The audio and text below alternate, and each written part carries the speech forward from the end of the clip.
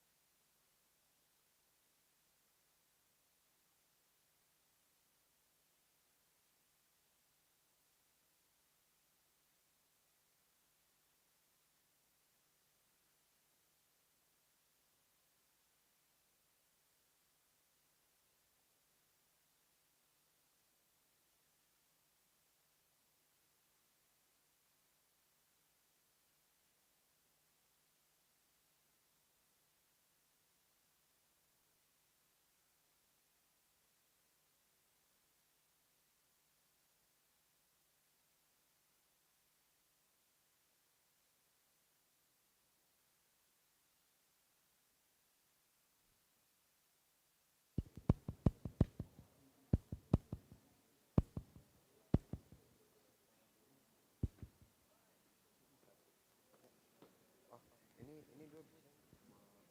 Ini yang tadi yang kurang dari ini. Hanya ini untuk yang pesan kayaknya satu doang.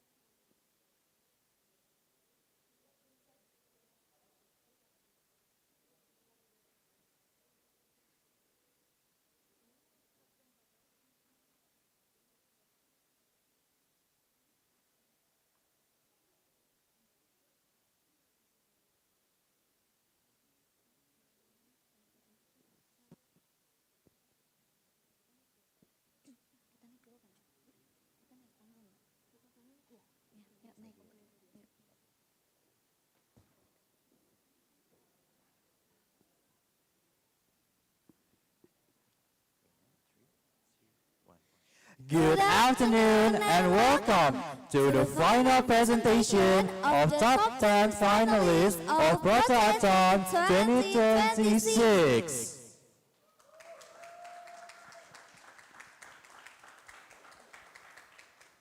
My name is Ratu. And my name is Emir. We will be your host for today's event. Good afternoon to Professor Gatot Supriyanto, SA, AK, M, BUS, PhD, CA, CFE, as Director of Campus Administration, and Mr. Rudy, SCOM, MM, as Dean of School of Information System. And good afternoon to our judges. The final presentation day has come for our finalists to present their pitch deck and prototype to our judges here today, both on-site and online.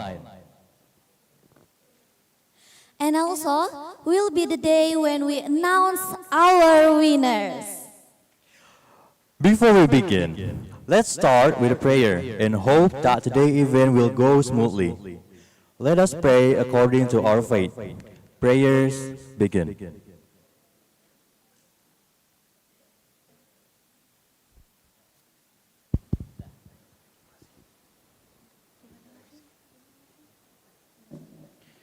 Praise and Amen.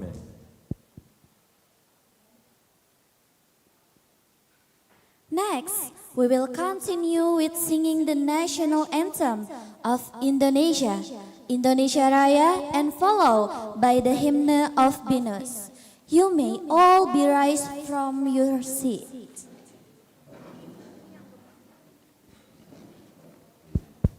Tes.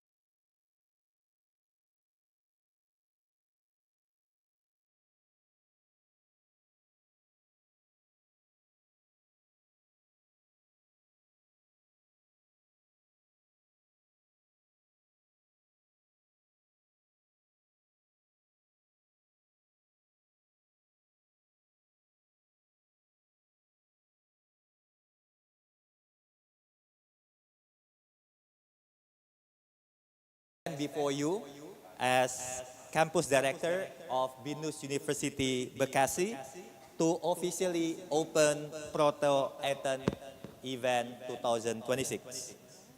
Today, we welcome talented minds representing of 10 nations, and I do really happy with the fact that your presence really embodies our core beliefs that the most meaningful learning happens when we transcend classroom walls to solve real-world problems alongside diverse peers. BINUS University Bekasi was founded to educate and empower graduates who lead, innovate, and contribute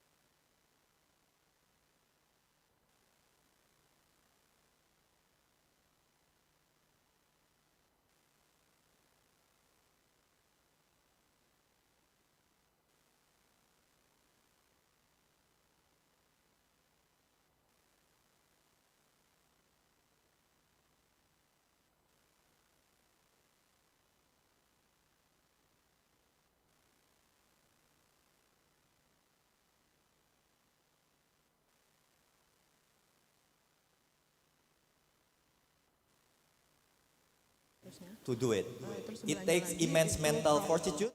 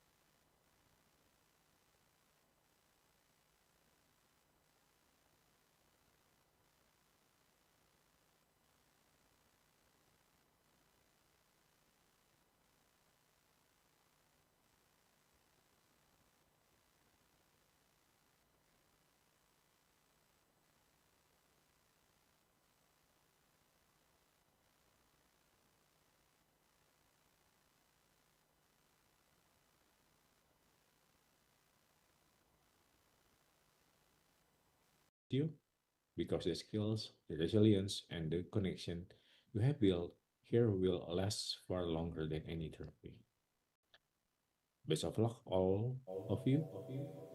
May the best team win, and may every team leave here inspired. Thank you.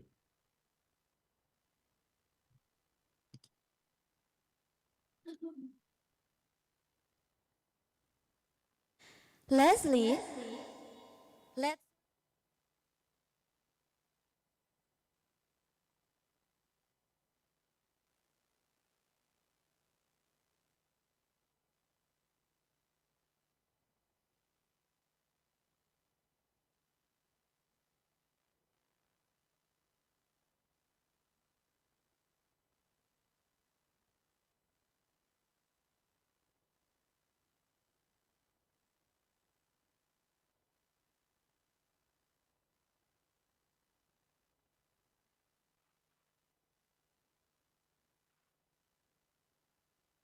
making a solution and innovation. It was pretty great to have you guys here. And of course, lastly, I want to say thank you for being a committee, and of course, thank you for being a participant, and of course, best of luck to every one of you guys.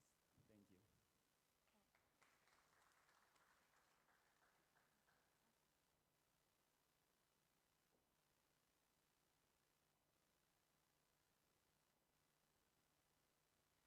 once again thank you for Mr. Gatot, Mr. Rudy, and Kevin for the warm and welcoming speech.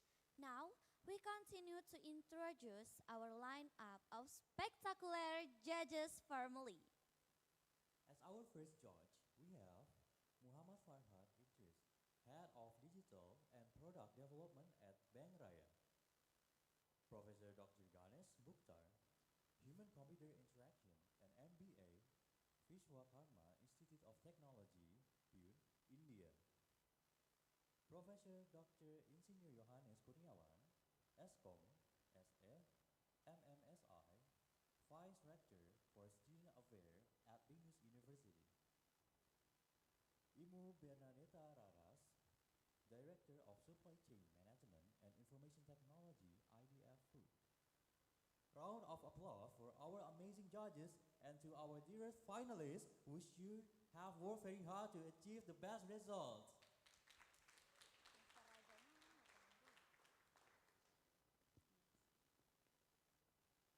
Next, to ensure that our event goes smoothly, we would like to remind you of the ground rules for the final presentation live prototyping competition. These are the competition rules for those participants who are here on site. 1. Participants are required to wear formal attire such as shirt and trousers. 2. Participants are expected to show respect and courtesy towards each other. 3. Participants must follow the guidelines and instruction provided by the competition committee. 4. Participants are expected to comply with a code of conduct that promotes professionalism, fairness, and ethical behavior throughout the final presentation. 6. Participants are not allowed to show their university identity in any form during the presentation, including on the pitch deck. Next, participants will be given 5 minutes for presentation and 7 minutes for the Q&A session. Next, participants are allowed to invite one lecturer or coach during the presentation. Next, the presentation order will be announced by the committee at the opening ceremony. The last, please prepare for the presentation and make sure to attend timely. Thank you, Ratu. And these are the final presentation rules for participant online. First, participants are required to wear formal attire such as shirts and trousers. 2. Participants are expected to show and respect and courtesy towards each other. 3. Participants must follow the guidelines and instruction provided by the competition committee. 5. Participants are expected to comply with a code of conduct that promotes professionalism, fairness, and ethical behavior throughout the final presentation. 6. Participants are not allowed to show their university identity in any form during the presentation, including on the pitch deck. 7. Participants will be given 7 minutes for presentation and 5 minutes for a Q&A. 8. Participants are allowed to invite one lecturer or coach during the presentation. 9. The presentation order will be announced by the committee at the opening ceremony. 10. Please prepare for the presentation and make sure to attend timely. 11. Participants are required to rename the Zoom name in the following format: team name, strip, name. 12. Participants are required to turn on their camera during the final presentation. And the last one, participants are required to mute their mic if it's not their time to present. All right, thank you so much, Emir. Before we final presentation, please give applause for the top 10 finalists. All right, everyone, I hope all of you are ready to present your pitch deck and prototype. Please take note of your team position and be prepared before your turn. I would also like to remind the finalists that you have a total of 20 minutes of time on stage. 5 minutes will be the time that you will be given to present your pitch deck on a stage. And 7 minutes will be the given time for the judges to give grading to your team. Best of luck to everyone. All right, without further ado, let's welcome Team Pennywise to the stage. To Team Pennywise, you are asked to come to the stage. And please, as a reminder for the next team, Team Proto-A-Thon.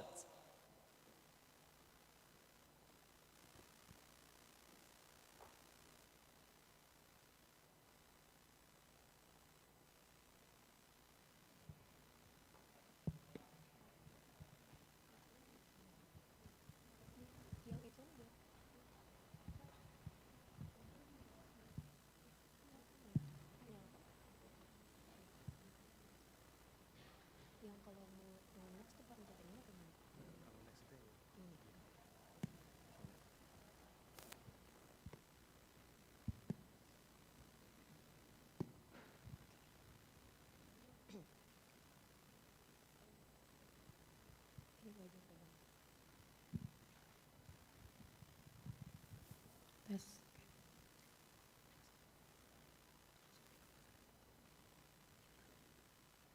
Okay.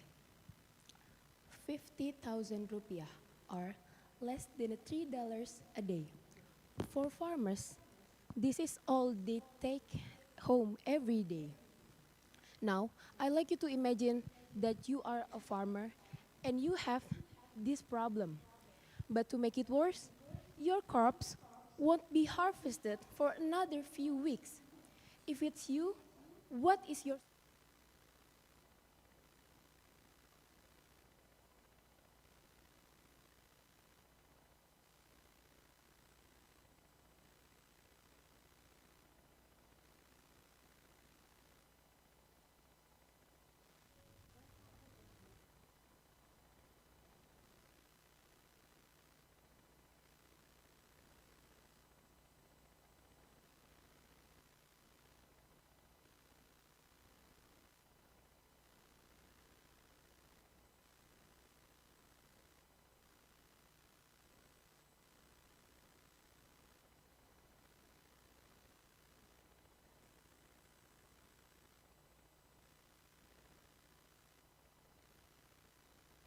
the middleman? But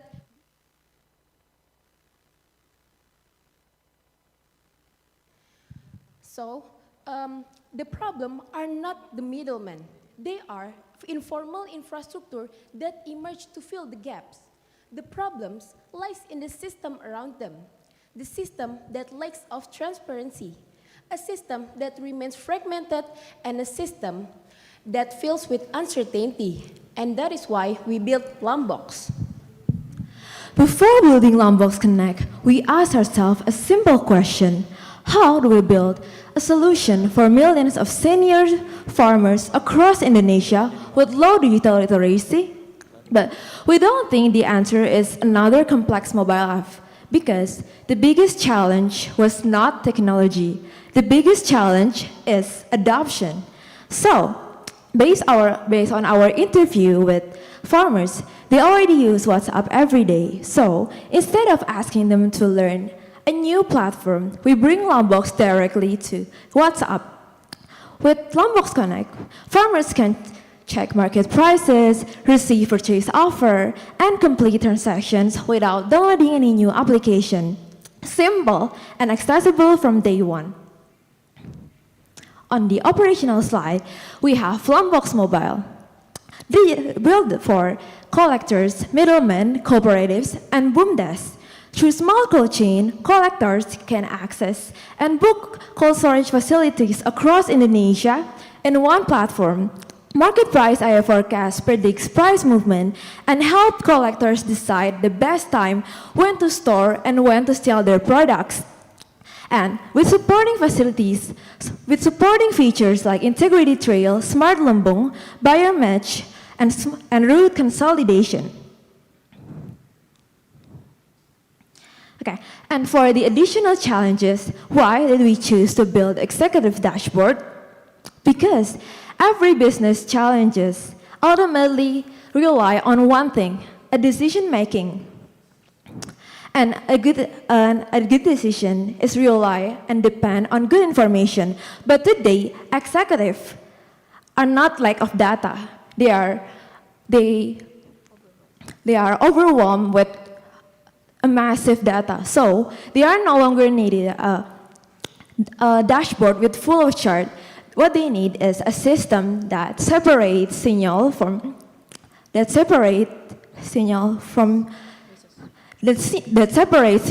noises and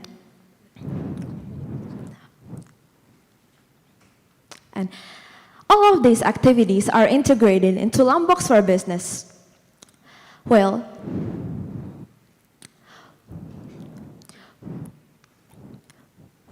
while buyers can gain full visibility of supply availability, while ID Food gain a cold chain capacity and supply chain condition nationwide in real time. We also built Lombok for Executive designed for C-level management, which is Chief of Supply Chain, Chief Financial Officer, and Chief Executive Officer. Okay. With Lombok, we are not removing the middleman. We transform middlemen into Indonesia's digital food infrastructure. We are Team Pennywise. Together, we build a better food supply chain for Indonesia's farmers, for a better Indonesia. Thank you.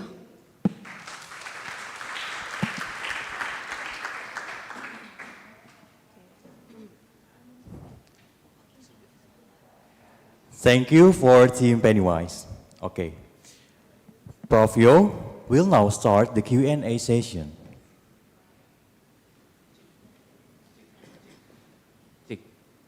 Check. Okay. Thank you for your presentation. Yeah. So, based on the file that you have in here, and then the presentation in here, I just want to ask the first question is, who is the main user for your solution? Because we know that you mentioned in here, you designed the dashboard for the C levels, and then I saw also the B2B solution that you propose in here. But I just curious if you priority, which one the main user, this is the first priority user that you focus, and then this is the second, this is the third, which one the first priority to give if I ask the roadmap there to implement your solution?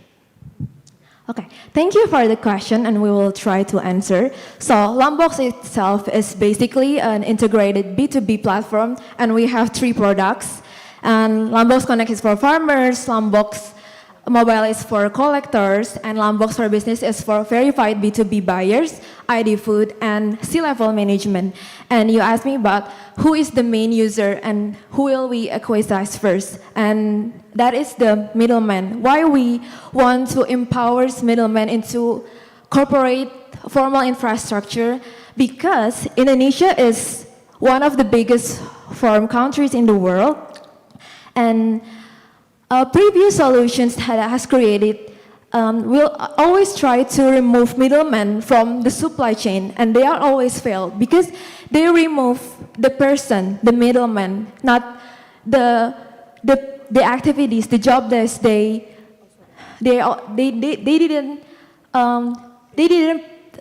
didn't replace the activities and contribution that middleman has give to farmers, because there are 48 smallholder farmers across Indonesia.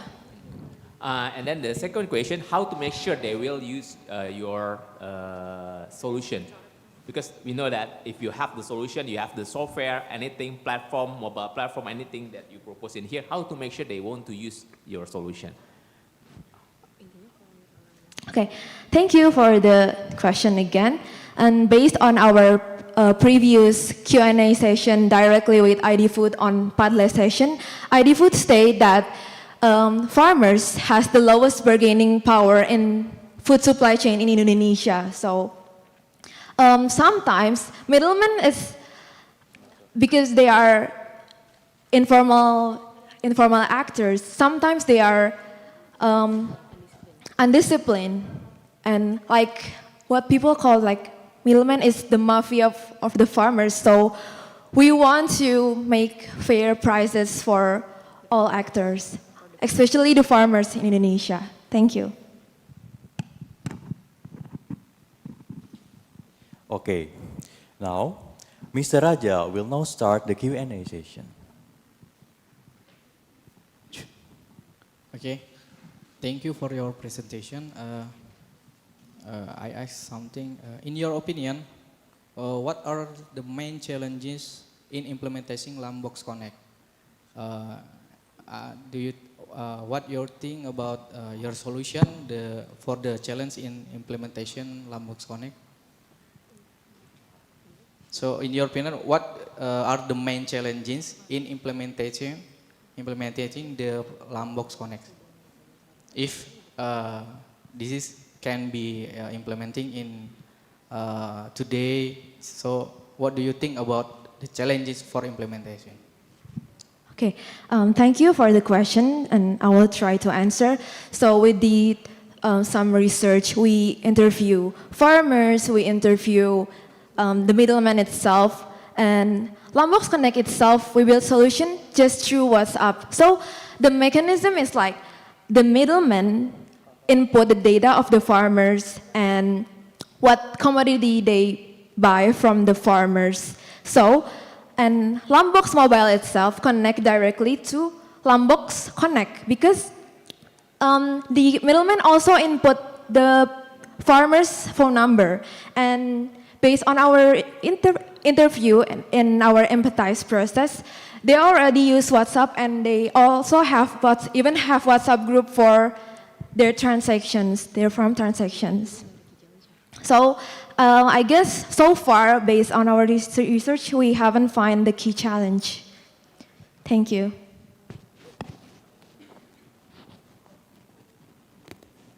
Okay. Mr. Raja will now start the Q&A session.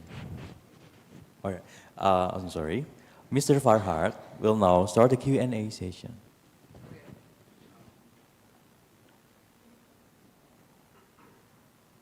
Yep. Okay. So first of all, congratulations for the presentation. Acknowledge your this product. So a question. It's funny that you said that you're going to tap on the middleman, which you said the mafia of the farmers, right? The mafia in the farming industry. So the question is, what's in need for them to use your products? Like, they have been in this industry for 20, 30 years, and they're making such a great amount of money by doing whatever they already do currently. So what's in need for them? So they will use this platform and really be your partners, because you are not replacing them. Like, from what I understand, you want to make them your partners. So what's in it for them? And you have a lot of, okay, no more time, just that one, thank you. Okay, thank you for the question. What we try to build impact is we make a more competitive price for all actors, including farmers, because currently farmers only receive for like 20%, 15% from the profit from their farm products. And how? How would you make more money? How you would generate more revenue for them? Because it's the same crop, the same process. Maybe there's something. Okay. We have market price AI forecast in our application. And the price that middlemen input when they purchase farm products from farmers, it has to be based on our application standard. Let's give us applause for the team Pennywise. All right, we give applause again for the team Pennywise. And the amazing our judges for Mr. Raja, Mr. Farhat, Prof. Yohanes, and Mr. Aras. Next, we would like to have a team Proto-A-Thon. Please, for team Proto-A-Thon, come on to the stage. And please, as a reminder for team 3-piece, to be prepared. Good afternoon, everyone.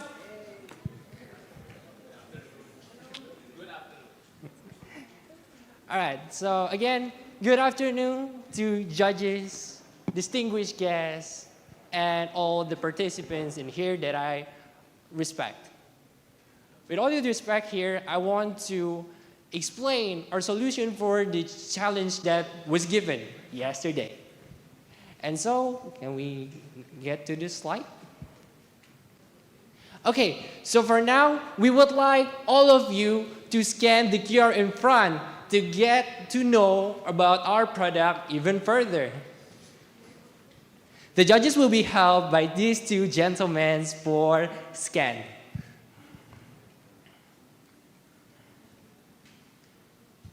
In the QR, they'll be containing the tasks where you can actually test the application itself with the prototype, the flow, and the last one will be the demo itself. So if you want to watch it like earlier, you can just do it by now.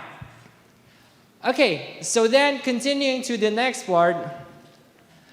First of all, if you want to understand a solution of a problem, then we have to understand what they are actually trying to aim.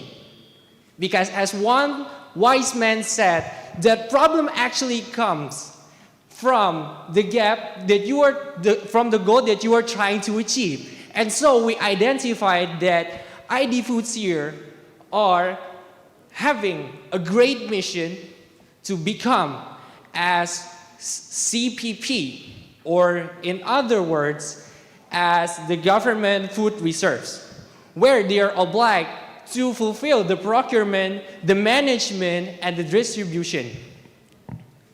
But then, we also realized that throughout our research, Ms. Bernadette Roras, in one of its seminars, actually said that ID Food now are actually aiming for stabilizing the price. But then, here comes the problem. So, actually, ID Food has already several steps to encounter the problem. But then, the only thing that is missing is that they not legally bind their CPP to a lock. So they cannot report their compliance. And so we further to the next step here. And to fulfill that problems there, we identify several gaps here, which is the utmost important is that we can see that there is administrative vulnerability and unverifiable compliance in the report. And so then we describe two personas here, which is conflicting if we see just in the direct view. Which in here, Yanto is the one that actually always doing the falsification, while Yanis here, as the user persona, feels that they actually having a difficulty to doing her job. And so we continue, we introduce you to the features that we actually create. In the big picture, all of this is to give compliances, the trust that all the parties needed. And without further ado, let us see the demo from the application. Okay, so now let me explain what's in front of the screen. So here, we see that we're going to log in as the auditor here.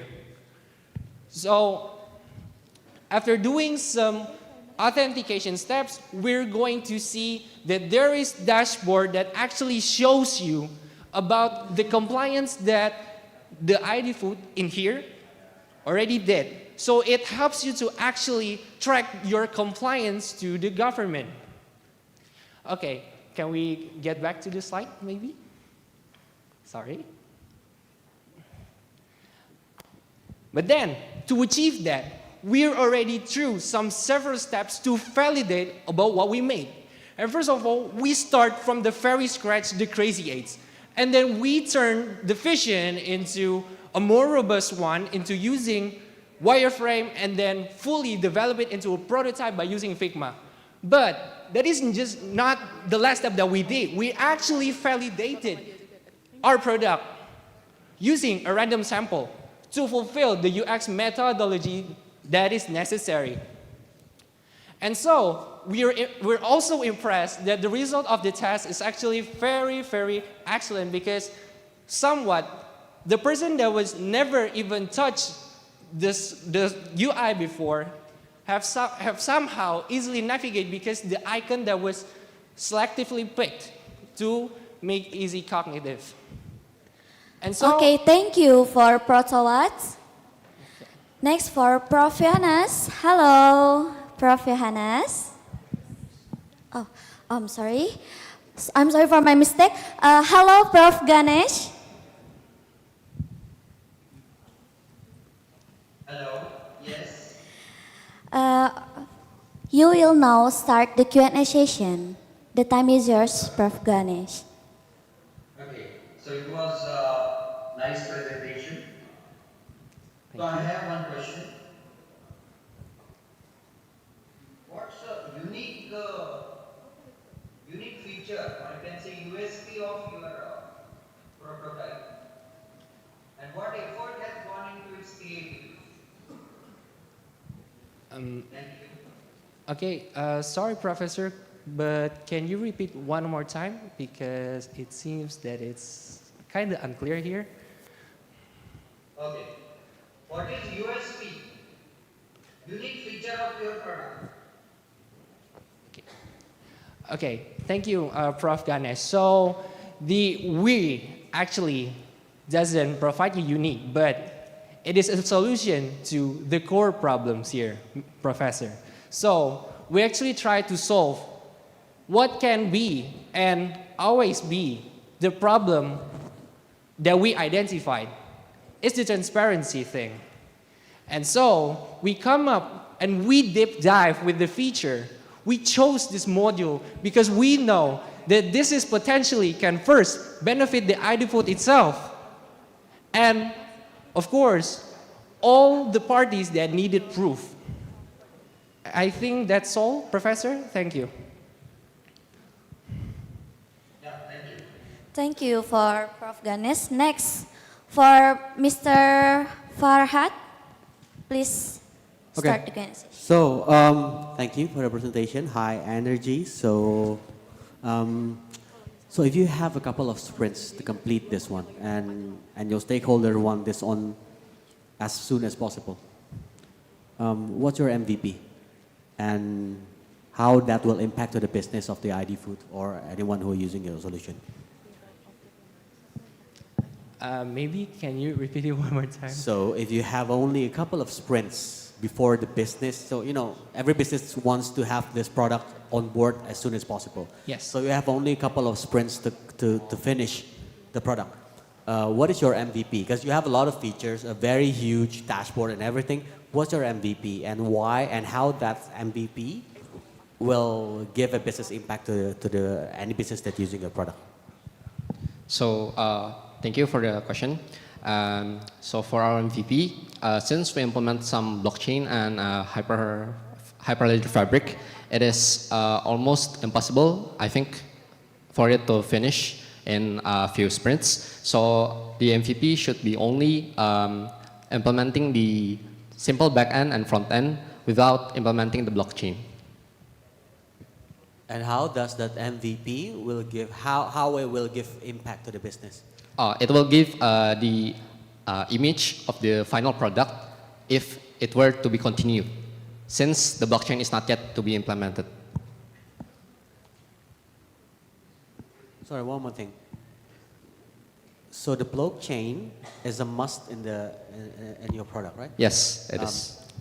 Is there any reason why you are choosing this methodology or technology? It is, thank you for the continuation of the question. It is for the purpose of traceability and the transparency of the reports that is going to be gathered by the auditor and for the consumer.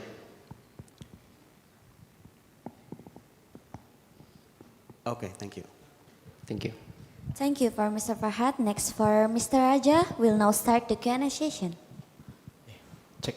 Okay, thank you. Thank you for your presentation. The question is, why does this core problem need to be solved using blockchain rather than a conventional centralized audit log system? Thank you for the question. As we know, if something is to be centralized or something is to be stored in a database, it is prone to be tampered. So some insider can tamper with the data, hence making the data less credible or having less integrity. With blockchain, all the data that are being sent to the smart contract are immutable. Hence, no outside force or third parties can manipulate the data in order to benefit them. Thank you.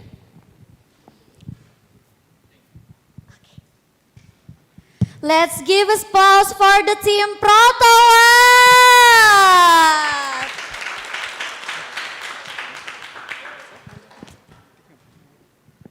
Next, we would like to have a team, 3Ps, to come on the stage. And please, as a reminder, for the next team, Tomato to be prepared. Oh, I'm sorry, I'll be repeated. So let's give an applause for the team 3Ps. And for the next team, we'll have Tomato to come on the stage. And please, as a reminder, for the next team,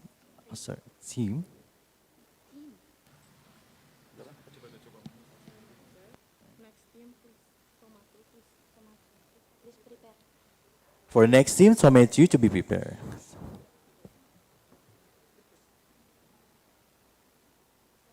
Good morning. Today we present results on AI for food supply chains platform, and our focus is on improving pricing transparency, reducing food waste, and creating smarter distribution for the agricultural sector. We are from GPs and our project is developed with the aim of empowering farmers through technology, especially farmers who faces challenges in accessing fair prices, buying and proper distribution costs. Our main goal is to create a smarter and more transparent food distribution ecosystem, and we focus on the three key questions, which is how farmers can access buyers and harness information more efficiently, and how technology can reduce violence and delay, and how we can improve transparency across the supply chain. Our proposed solutions include a marketplace, AI-powered distribution, and connected supply chain network.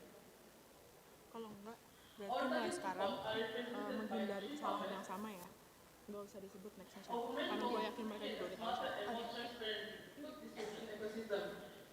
Outside users are represented by three farmers persona. They face issues such as unfair prices, crop spoilage, and non-nearby cold storage, and the dependency on middlemen. The main motivation is to sell fresh products readily and reach more buyers and improve farming through better IT. And we move to the next slide using the Moscow framework that we prioritize features based on importance. The must-have features include market visibility, distribution efficiency, product management, cold chain monitoring, and supply chain transparency. Our design process started from sketches and moved to wireframe, and we became a high fidelity prototype. This process helped us transform 30 ideas into realistic apps, screens that show how farmers will actually use crops in daily operations. And now we move to the prototype.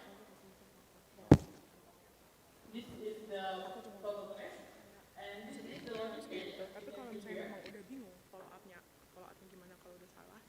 This is the farmers. This is the farmers screen, and you can see the contact status. Today we present to you the sprouts, and let's get started. This is the login page, You can see the ordering class here. and this is the homepage for farmers. And as you can see here, there is the product status, price highlight, and recommendation. And this is the AI Smart Prediction. And they have a market price, weather price, demand trend, and best action. We move to the marketplace, and you can see here the post, and this is the offer detail. You can see the crisis and early warning center here, and here is the farmer alert and the supply notification, and also the notification. This is the order request, and you can see the detail here. And you can click the available actions and confirm with your action. And you can see the delay here. This is the community, and there are farmer discussion, share logistic tips, farming insight, and community messages. And you can see here all the question and discussion that has been made. And this is the community message. And for the testing, we move to the distribution, and this is the command. Some had difficulty finding buyers, and some had limited cold storage access, and some had experience selling crops independently. With Sprouts, we aim to secure farmers' wealth and supporting long-term. And here you can see the shipment and track it. Thank you for 3 piece. And next for the Prof. Johannes, we will start the question. Check. Okay, can you hear my voice? 3 piece? Okay. Yes. Okay. Once again, I would like to say congratulations for you are in here now as a finalist for this competition, Proto-A-Thon. And I would like to ask you about the solution that you provide in here. You propose with the solution in here. What actually the main feature that you want to, if the leaders in the company ID Food ask to you, what the main priority that you want to implement in here based on the research that you did before, what the main priority solution that you want to propose to us? The main priority solution.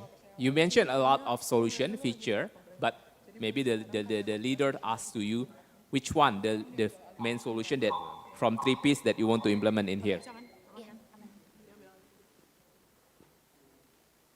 Thank you for the question.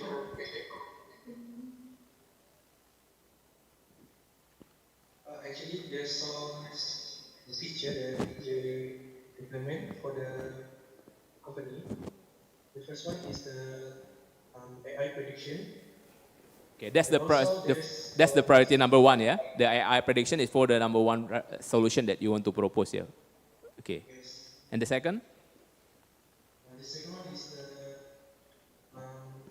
shared cold chain monitoring. Okay.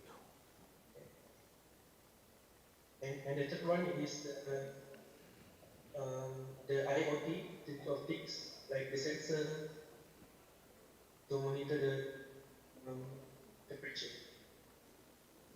Okay. Noted. So thank you for your sharing. Yeah. Thank you, Prof. Johannes. And next for me, the Q&A session. Okay, thank you. I want to ask about what is the core problem that Sprout is trying to solve? Fair pricing for farmers, spoilage reduction, or distribution coordination? Please explain.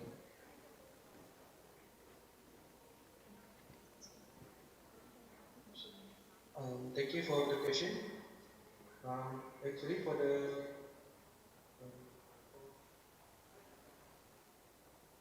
key question you said,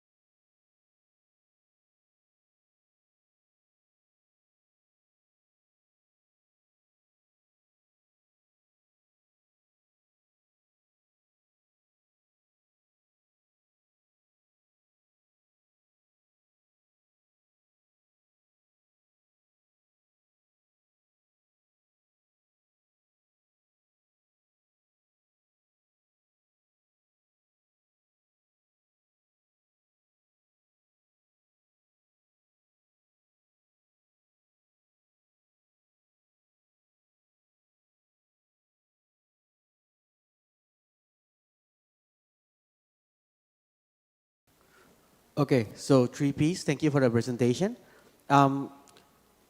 So here in your presentation, you mentioned also about fair pricing and faster transaction. So just curious, what do you have in your mind when it comes to faster transaction? How the farmers will get their money disbursed, for example, for them? What is the mechanism? What's the mechanism you have in your mind? After the farmers sell after the farmer agree with certain price, and the buyer will buy. So what will happen with the money for the transaction? Thank you.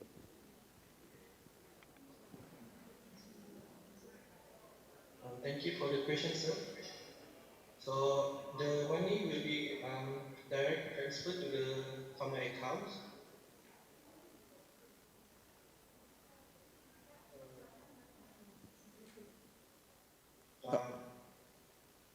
By using a selected available bank in Indonesia. Okay, okay. So based on your research, when it comes to the buyers' behavior in doing payment for their farmers, do they pay them directly, or do they have some kind of gap in payment? For example, if a company buys something from the supplier, that will have some delays in payments, for example, so they will pay like 3 weeks later or 1 month later, invoicing invoicing kind of things. Is that something that also might happen with this. So how the transaction can be faster as well? Do you have something in mind to solve that as well? We just make it so it's a direct transaction to the partner Okay. and consumer. Okay, so your user, your buyer will, who's your buyer? Who's your users as a buyer? The supplier, Supplier. the supplier, So are they company or personal? a verified company. Verified company. So company but pay in cash, yeah. Transfer, I mean pay directly. Okay. Okay, so good to know. Thank you. Thank you so much. Let's give us applause for 3Ps. Thank you for 3Ps teams and thank you for the amazing judges. And next, we would like to have team Tomato. Team Tomato, please come on to the stage.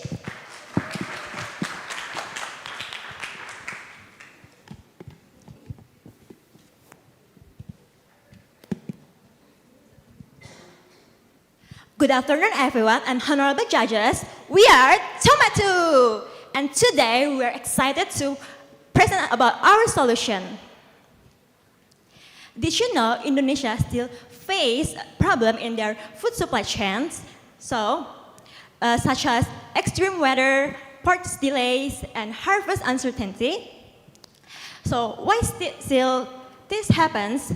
Because there is no centralized system that focuses on how to detect the risk earlier before the problem happens. So that's why the stakeholders always too late when they know their problem. There's too late to do something because the food is already spoiled. So from this problem, we chose the module 2 about early warning centers to focus about the early detection and want to change the reactive planning into proactive planning.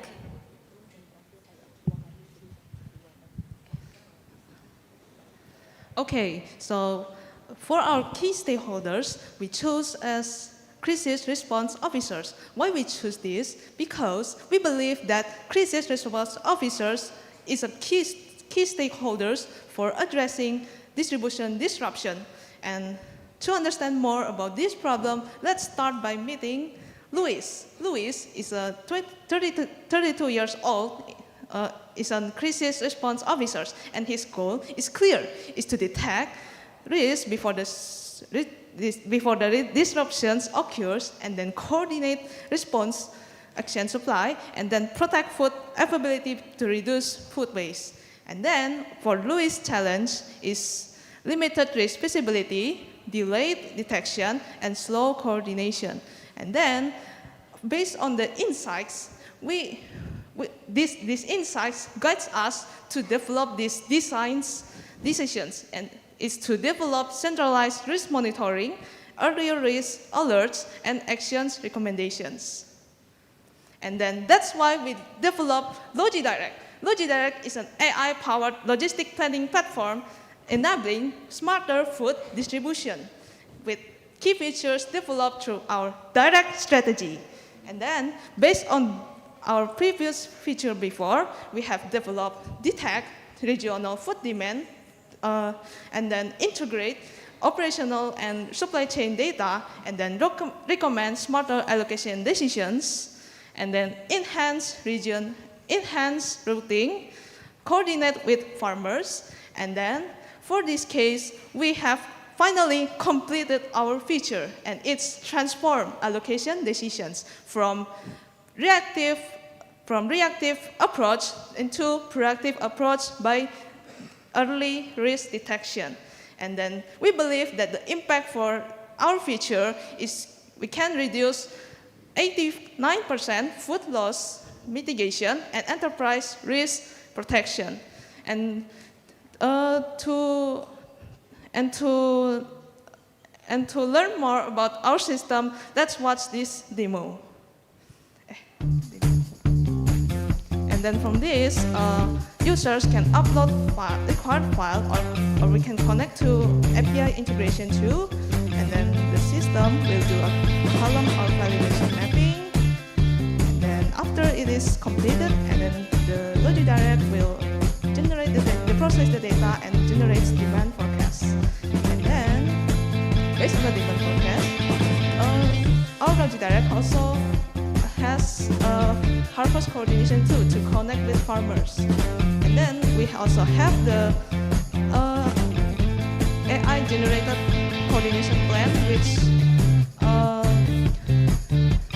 can generate AI automatically. And then with distribution plan, we generate routing optimization, and then this is all key features that we developed for this case, and it's early warning center. In this, admins can see alerts. Okay, done. Okay, in conclusions, in conclusion, for the before problems such as extreme weather, port delays, and also harvest uncertainty, we believe from our feature, we can help ID Food to make their food distribution more efficiency and track their risk before it happens. That's all from our presentation today. Thank you for your attention. Thank you, Team Tomatu. Okay, next for Prof. Ganesh. Hello, Prof. Ganesh. Hello. Yes. You will start the Q&A session, Prof. Ganesh. The time is yours. Okay. Team Tomato, it was a good presentation. Thank you. And so you have mentioned food loss mitigation up to 89%.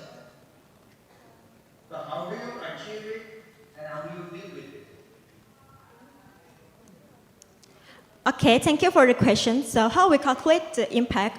First, from this feature, 50% from our research, we found out that 50% food distribution for the more efficient food distribution will be improved if we use AI if we use AI in smart planning and routing optimizations. And for the 30% next is about the truck utilization because it's about the cold storage allocation because from this feature we help the admin to know what plan we should do to allocate the cold storage is the closest from the truck locations.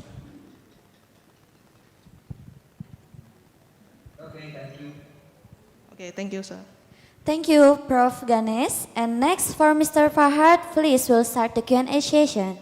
Okay, so thank you. Very interesting that you are evolving around risk management in this prototype. So talking about risk management in this area, yeah, what are the parameters that you are going to have for the risk management parameter? What are the parameters and what are the some of the key mitigation that you will have and that will help ID Food to mitigate the risk with your platform? Thank you. Okay, thank you, sir, for the question. I will try to answer. And then for our parameters from our, I want to confirm first, is it from our early warning center?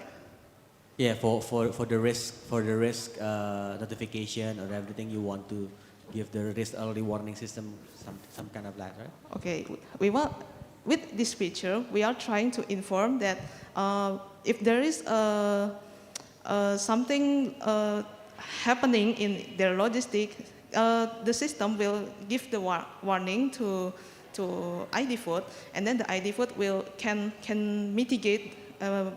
ID Food after knowing it can mitigate the risk like that. Do you have any? Okay, something happened in their system. Something happened. What is something?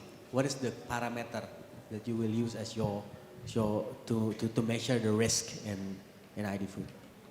So the measure is about the port delays, because it's very important thing. If the port delay, then the food distribution will become delayed, and the food that already distributed will be stopped, and the food will be wasted.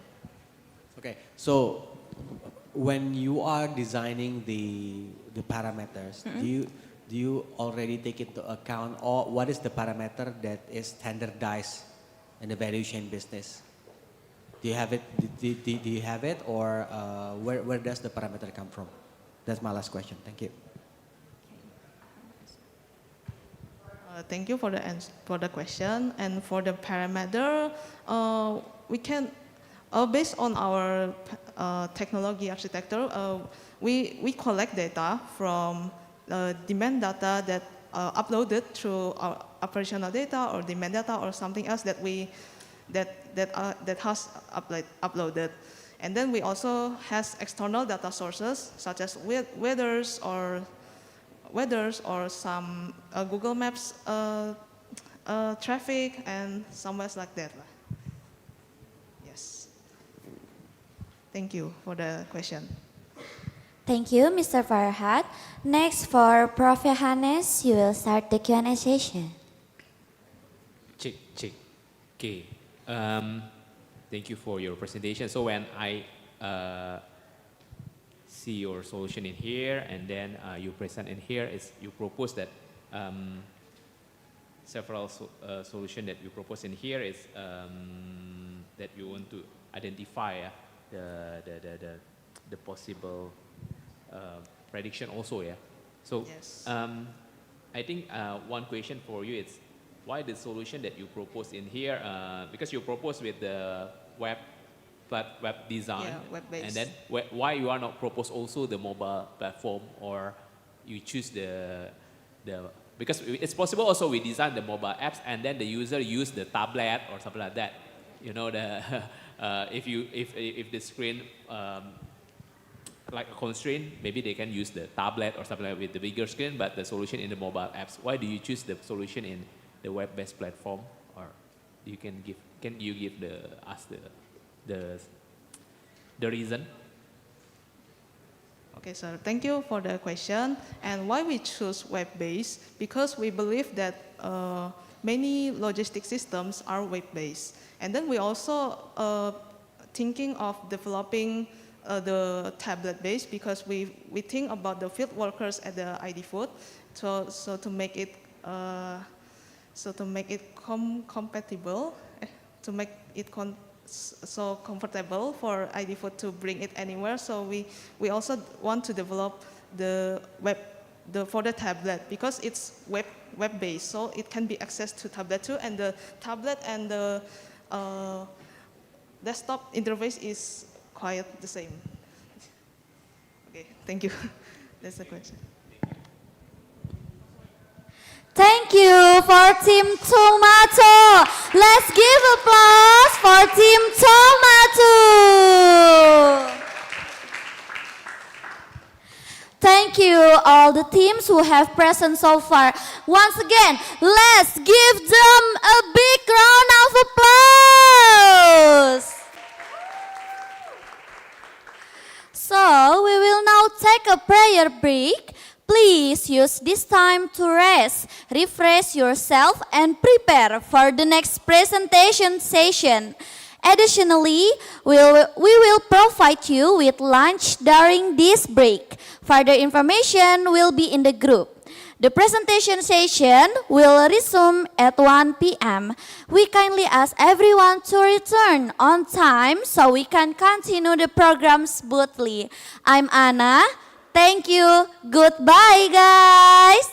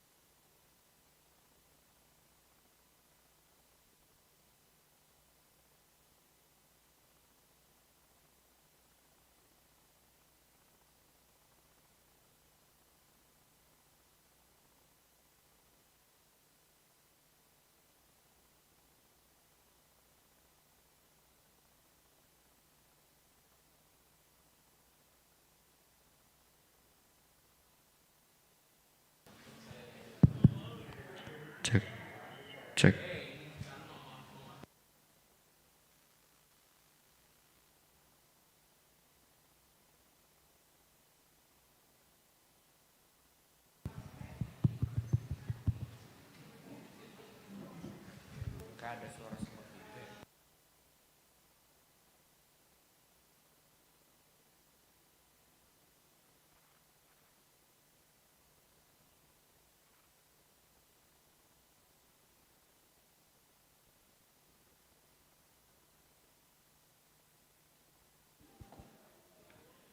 Check, check, check.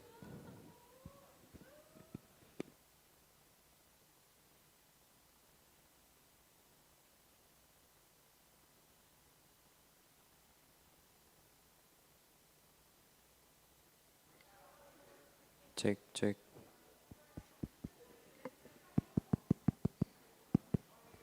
Check.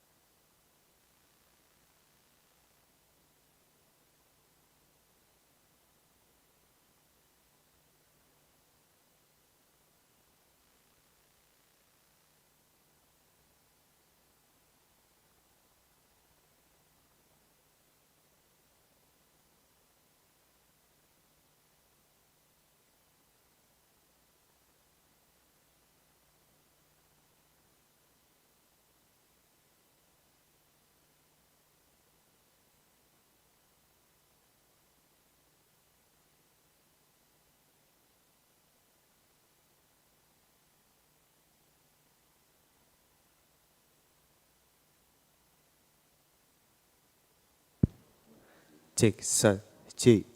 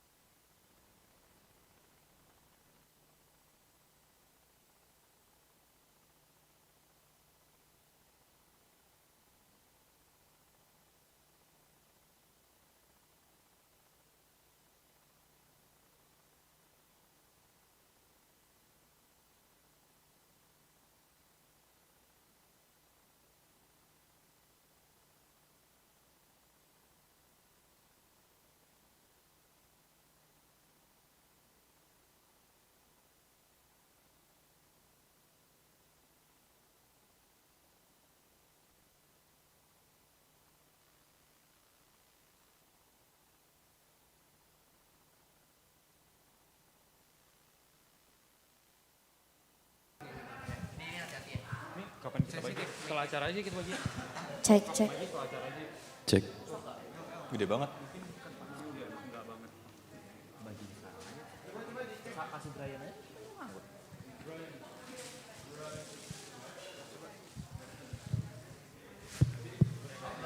Ci, ci, sa, ci, segini cukup. Cek, cek, cek, cek.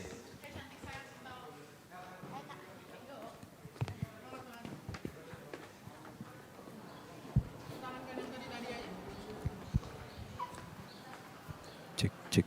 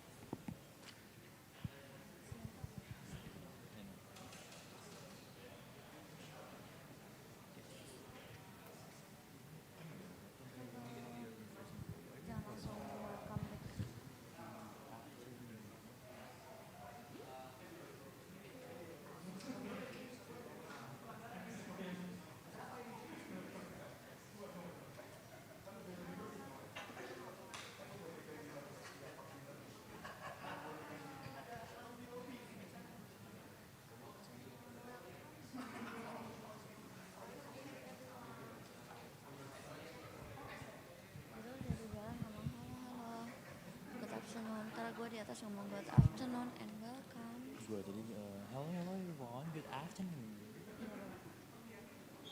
Welcome back everyone. We hope you had a relaxing day. Are you ready to start the presentation again? Hello, good afternoon everyone. Oh, Hello, good afternoon everyone. nanti tunggu gue diem, lu lanjut soalnya gue ada mau intro. Before we continue the please give a big applause for the Proto-A-Thon 2026.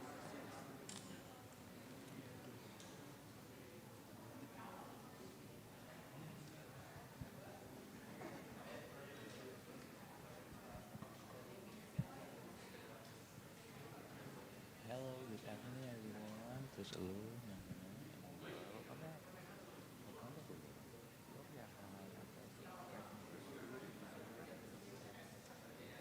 ini kalau diem, are you ready for ini lu backup bisa gak? Are you ready to start presentation again? Iya tuh ada yang mau aku improve sebelum itu. Jadi yang pasti sini kalau misalkan ke materi yang ada jawaban atau kosan Pasti ada. Gue tanya terus sampai mereka. I can hear you guys. 2, 3, cek, cek. Emir kau pakai ini? Ntar nanti pas apa namanya mulai jurinya satu dikasih ke juri ya. Nah yang ini buat peserta. Tes tes tes tes tes tes tes tes tes tes. Cek. Cek. Cek. Emir sama Ratu ganti mic ya tadi. Emir sama Ratu ganti mic.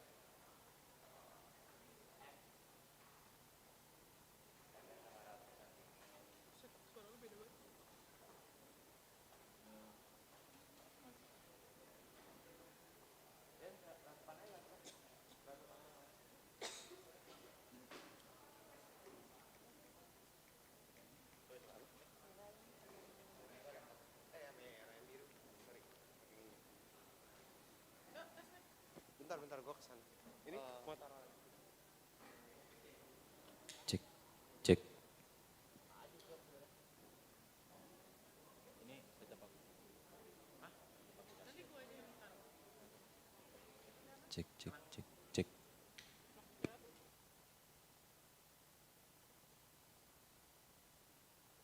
Kita nunggu jadi dulu.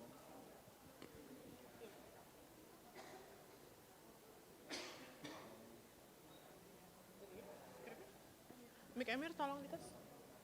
Coba tes. Cek.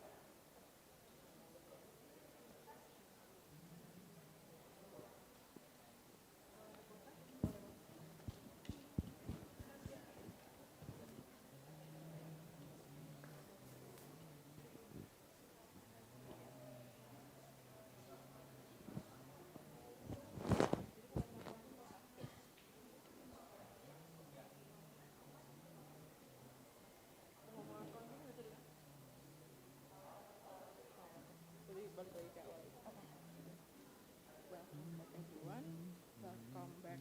Juri-jurinya disebut satu-satu lagi, baru lanjut. Oke? Oke. Tapi kita ada improve di awal dulu.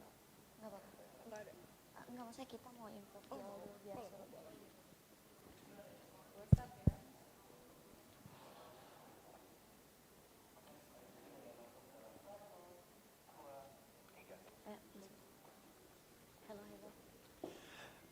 Hello, good afternoon, everyone. Good afternoon. Welcome back, everyone. Welcome back to our amazing judges, Prof. Yohanes, Miss Raras, Prof. Ganesh, Miss Raja, and Mr. Farhad. All right, now we will continue with the remaining final presentation. May we invite Team Minat Monggo Japri to come forward and begin their presentation. Let's a big applause for Minat Monggo Japri.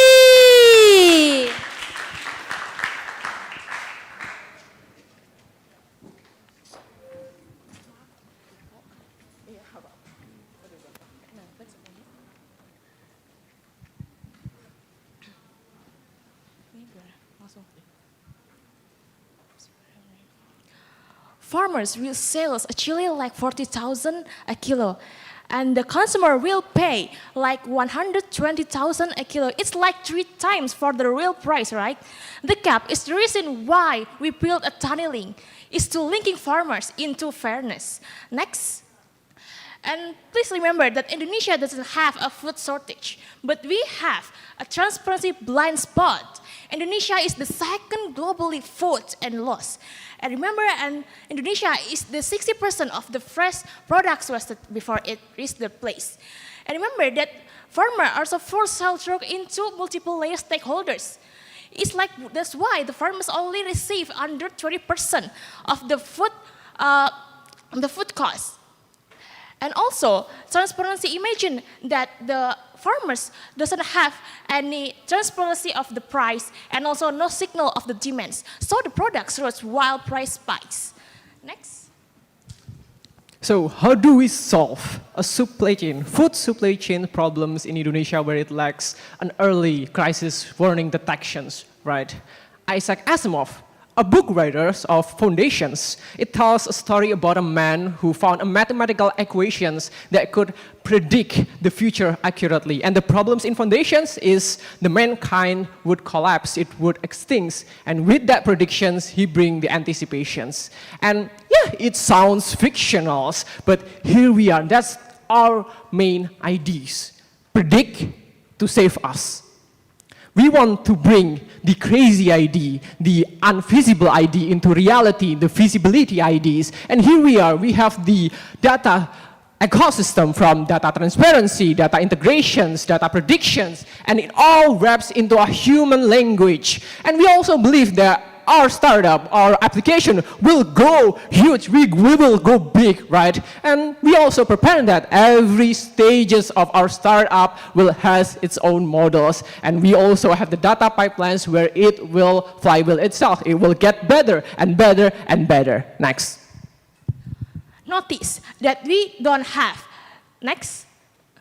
Notice that we don't only have, we don't only build features, but we build a real from the people. That's why we build from the farmers is to price space and the demand feasibility and the trusted delivery. So we deliver it from the guideless price, demand forecast, and forum discussion. And the second, from the logistic, who needs steady orders and reputation with the fair pay. So we provide with not provider profile, live GPS, and chooses customers. And the last, for the customers who needs the fresh product, traceable foods, and reasonable price. So we provide with browse and filter product, direct order, and also freshness scores. Listen that we listen every extras in the chain, then design a screen for every pane. Next. Okay, now the market is ready, the model is proven, and the path is clear. We already mapped tunneling against all the competitors available in the market, from tiny hubs, higher box, and traditional market. And tunneling stands out. Why? Because we actually fulfill what is needed by the stakeholder itself, with the clear with 12-month roadmap timeline execution from research, pilot, and early growth and expansion in year 2. We also have true 4 revenue stream from day 1, from farmer transaction fee, buyer transaction fee, logistic fee cut, and premium subscription. Next, what is the impact? Farmers are more, food waste is less, crisis arrive with warning. Maybe today we are blind and reactive, but with tunneling, farmer share can actually be doubled. Fresh produce loss cut by half, and shortage price spikes early. The important part, the 3 stakeholder, one transparent network itself, and it also contribute to SDGs itself. Indonesia already grows enough food, but tunneling makes sure it is seen, sold, and never wasted. Now it's the live prototyping. Please. So in the live prototypings, we have 3 users, right? Farmers, buyers, and the drivers. But the thing is, our main users is actually the farmers, right? But farmers itself with the dashboards, real time, data analysis, farm planning, it also needs where the demand's at, right? They need the buyers, but when we have the buyers ecosystem, the commerce, right? You also need to deliver, right? To drive, the driver will deliver that. That's our end-to-end ecosystems. That's why our startup it's feasible, right? And for the judges, if you guys are interested in Thank our you startup, from Ciminat Monggo Japri. All right. Okay. Ms. Raras will now start the Q&A session. Okay. Thank you, Taniling, Minat Monggo Japri. I not yet done to see your presentation actually, but there is really quite interesting scenario here. So you have demand forecasting, and then logistic marketplace, yes, and then QR form to the table traceability, right? Yeah. So I think there are really asset light and that solution and have a pure software and asset light that it made the concept clear, and I think the 3 core solution make Indonesian food supply chain connecting for the 48 million smallholder that you presented directly to the buyers through transparent demand forecast is very good. So I hope it could be implemented well. So I want to see how you will make money. Where is the money for your this application? I cannot see because maybe you don't have enough time to share your pitch, but maybe I think you can explain here where is the money. There is the first, and then maybe transaction fee or the premium subscription. Can you explain it? And then is there any another pitch that you can convince us that it will be make company like us that this application should be happen in food sovereignty for Indonesia? I think that's enough for.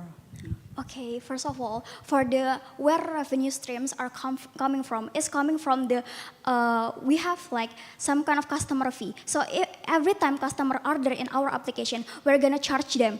And it is tiered, like 1 to 3% tiered.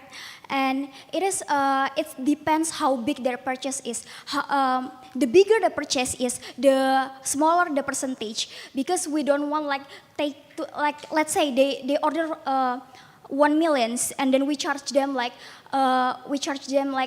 for like 3%. Isn't it like too much? That's why we make it smaller percentage for the customer fee. And it also apply for the farmer. So the farmer also get a percentage fee too.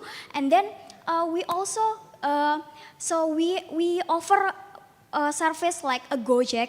So when every time a driver get an order from our applications, they will get like a logistic fee too. And then we also have like farm planning. It's a premium feature for our platform that can help farmer to actually like help them to like farming or like planning their farm. And it is a subscription fee from 15K per month. And yes. And actually, how we gonna grow this company is gonna be explained by Raja. So I will bring the examples of Gojek, right? The beginning of Gojek actually only starting with 10 customer service and 10 drivers. And then Nadia Markarimi said that he need $2 million to actually build the ecosystems. How he built the ecosystems? He actually give the incentive to the drivers, to the users, right? And that's how we will scale our products, because our main idea is actually in the prediction. Prediction need data. We need a lot of data, huge amount of data. And that's why we also built the MVP models using like GBM, because it could use only a short amount of data, but later we want to go huge, right? And we want to give the incentive to the maybe like the farmers and then the user itself. And once again, the flywheel itself, when the new users actually using our applications, it becomes new data points, right? New data points mean better models mean better products mean more new users, and it will cycles around. So we do believe that we will eventually, the more user we got, the better we got. Thank you. Okay. Now for Profio, we'll start the Q&A session. Okay, thank you. I would like to ask you the simple question, like when you show the prototype, even it's very short, but I just curious about the prototype that you show to us. How to make sure the prototype that you show to us, even it's familiar with the farmer, with the drivers. You know that because when I see even just a few seconds, but I see that, wow, it looks complicated, yeah, about the map of Indonesia, about the graphic. Yeah, for us, maybe if you are working as a professional, maybe it's familiar with the graphic, with the chart or anything. What do you think about this? How to measure the feature that you propose, the farmer, the driver, or anything, the stakeholder in here, they are familiar with the features? Okay, thank you for the question. So to answer that question, I would also bring another case, right? There is an application of investments called Ajaibs. In the Ajaib itself, he has the features of Lite and Pro, which is, and the Ajaib itself also have onboarding, which is, this is the two solutions we probably would propose. First, we would bring user onboarding. This is very important, especially if we're going to talk about Petani, where we know data literation itself is already hard, even for us, the academics, right? And for the normal people, it will be even harder. So onboarding is very, very important. And the second one is the Lite and Pro features. This is not a premium features. This is just like Lite and Pro. The Lite version, it will has more features. The language is much more easier and much more straightforward. And there will be like a questions mark on every single characteristic of the words itself. And we also planning to, because this is the MVP, we also planning in the futures to actually bring the language to be much more into the easy literation levels. Thank you. Thank you for team Minat Monggo Japri. Let's big applause for Minat Monggo Japri. You can come back to seats. And next, we would like to have team Tung Tung Yubix. Big applause for Tung Tung Yubix.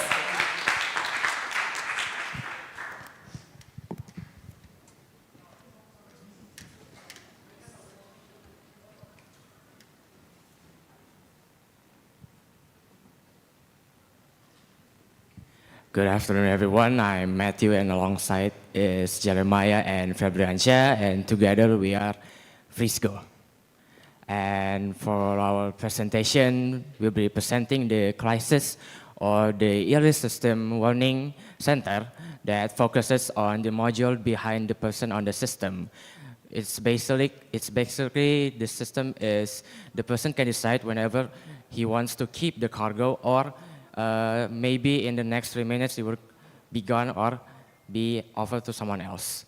And I want to say why we choose the option C, crisis or early warning center, the choice. The option A or D, it's basically add reporting values or layer by layer. But on our feature, on our application, we tend to focus on things like IoT, blockchain, and AI automation. So basically we choose module C because it can cost or it can predict real money by real time. That's what we want. We want someone in our project, on our application, we want someone that can be the intervene before we do something. And then for the stakeholder, for our persona user, Pak Budi, he is an operational lead Frigo and hub in East Java. He is not a model list, but rather than a non-transaction person. He wants something that is very simple, that can redirect drivers, that can use in one click to, let's say there's an optimization from the passengers where they got the wilted product. They don't want the product to be wilted on their way back. And for the impact, based on the impact for Mr. Pak Budi, we can make sure 45 minutes average time, we can reduce it to 30 seconds. And also, for the cold chain product, we can reduce it by 30 to 40% until minus 28%. Let's say the Frigo itu, Frigo goes from logistic app into something that is management infrastructure. Okay, research to screen. Step 1, we prepared back Pak Budi, red workflow, he motioned 14 trucks via WhatsApp, no satellite alert, and realized on phone when the driver to call the Pak Budi to temperature spike. And this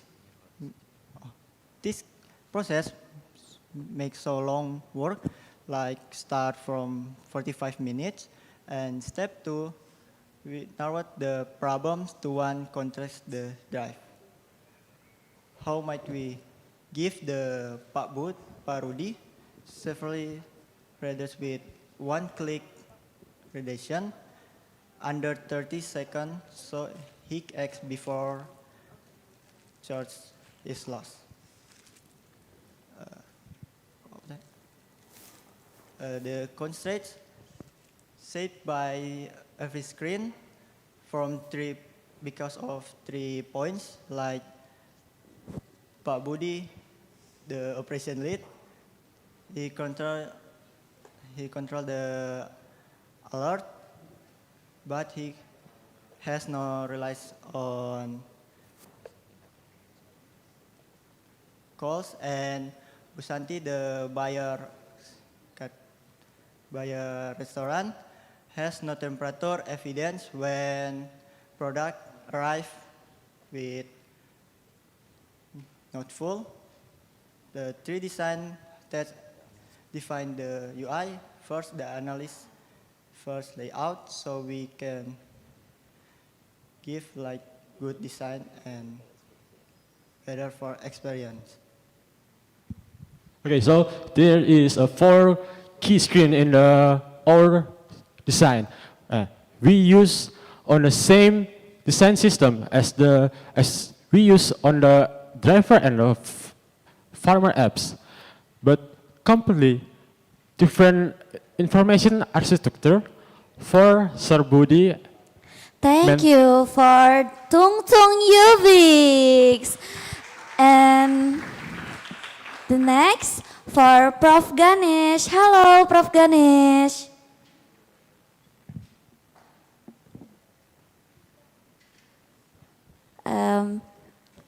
Sorry?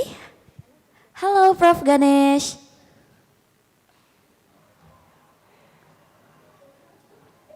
Hello. Yes, Prof. Ganesh, you can start the Q&A session. The time is yours. Okay. So, how do you compare your prototype and you did with other PRMs?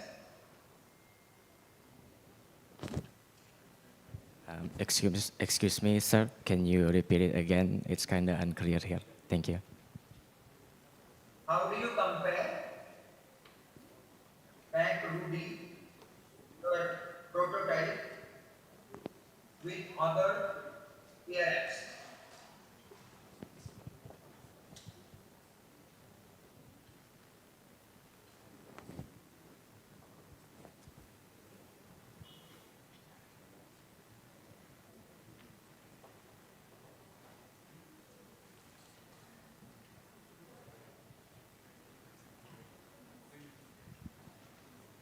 Okay, based on the comparative between our app and other users, we tend to focus on the middleman or the respective the behind person behind the system. Between on the other apps, our apps tend to be more simple and less more fancy in using colors or any other attributes on the application.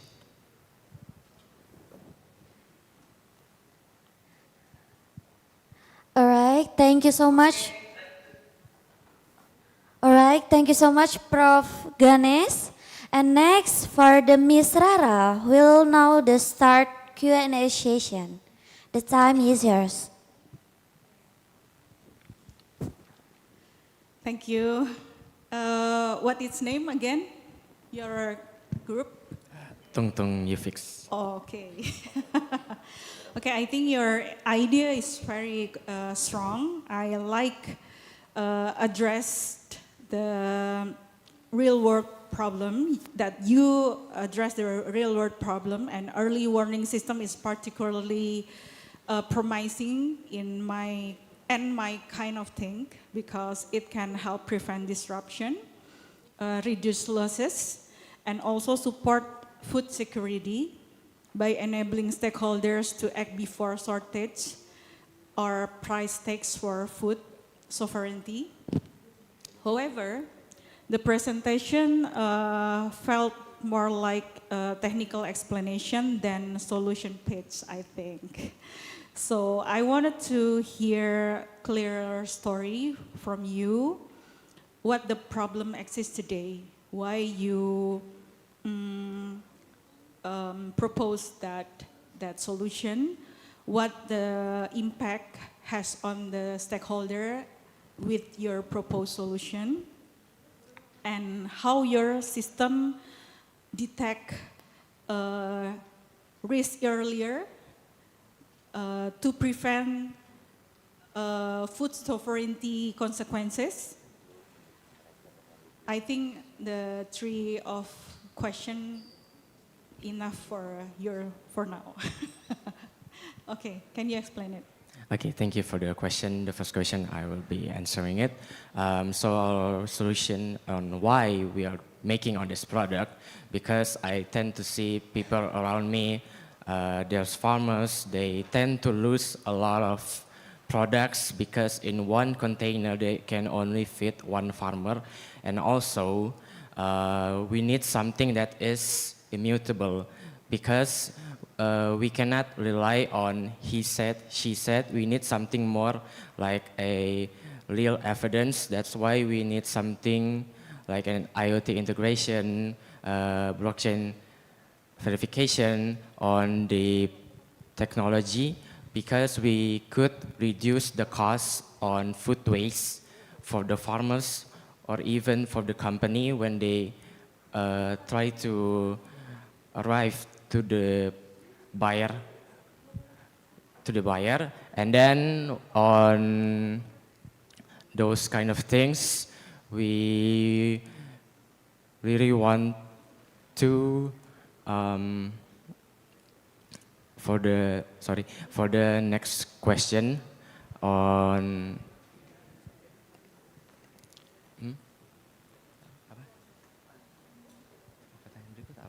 How you will impact to the food sovereignty for your solution? excuse me, can you repeat it again? How can you impact for the food sovereignty or food security from your solution?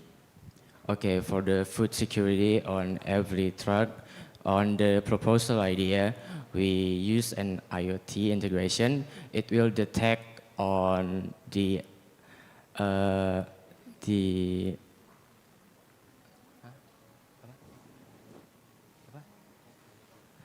cold monitor system. When it drops in a low or high temperature, the owner or the behind system person will get an notification, and they could immediately act on their mobile phone on or their desktop app to lock those cage, or even send a notification to the driver just by the application, not by WhatsApp, because WhatsApp tend to, when you send people messages, they tend to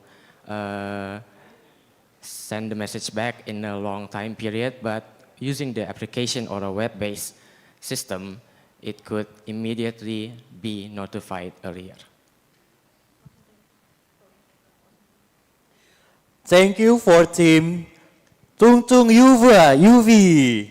Let's give a big applause for team Tung Tung UV. Now, we would like to have team Wiji to come on stage.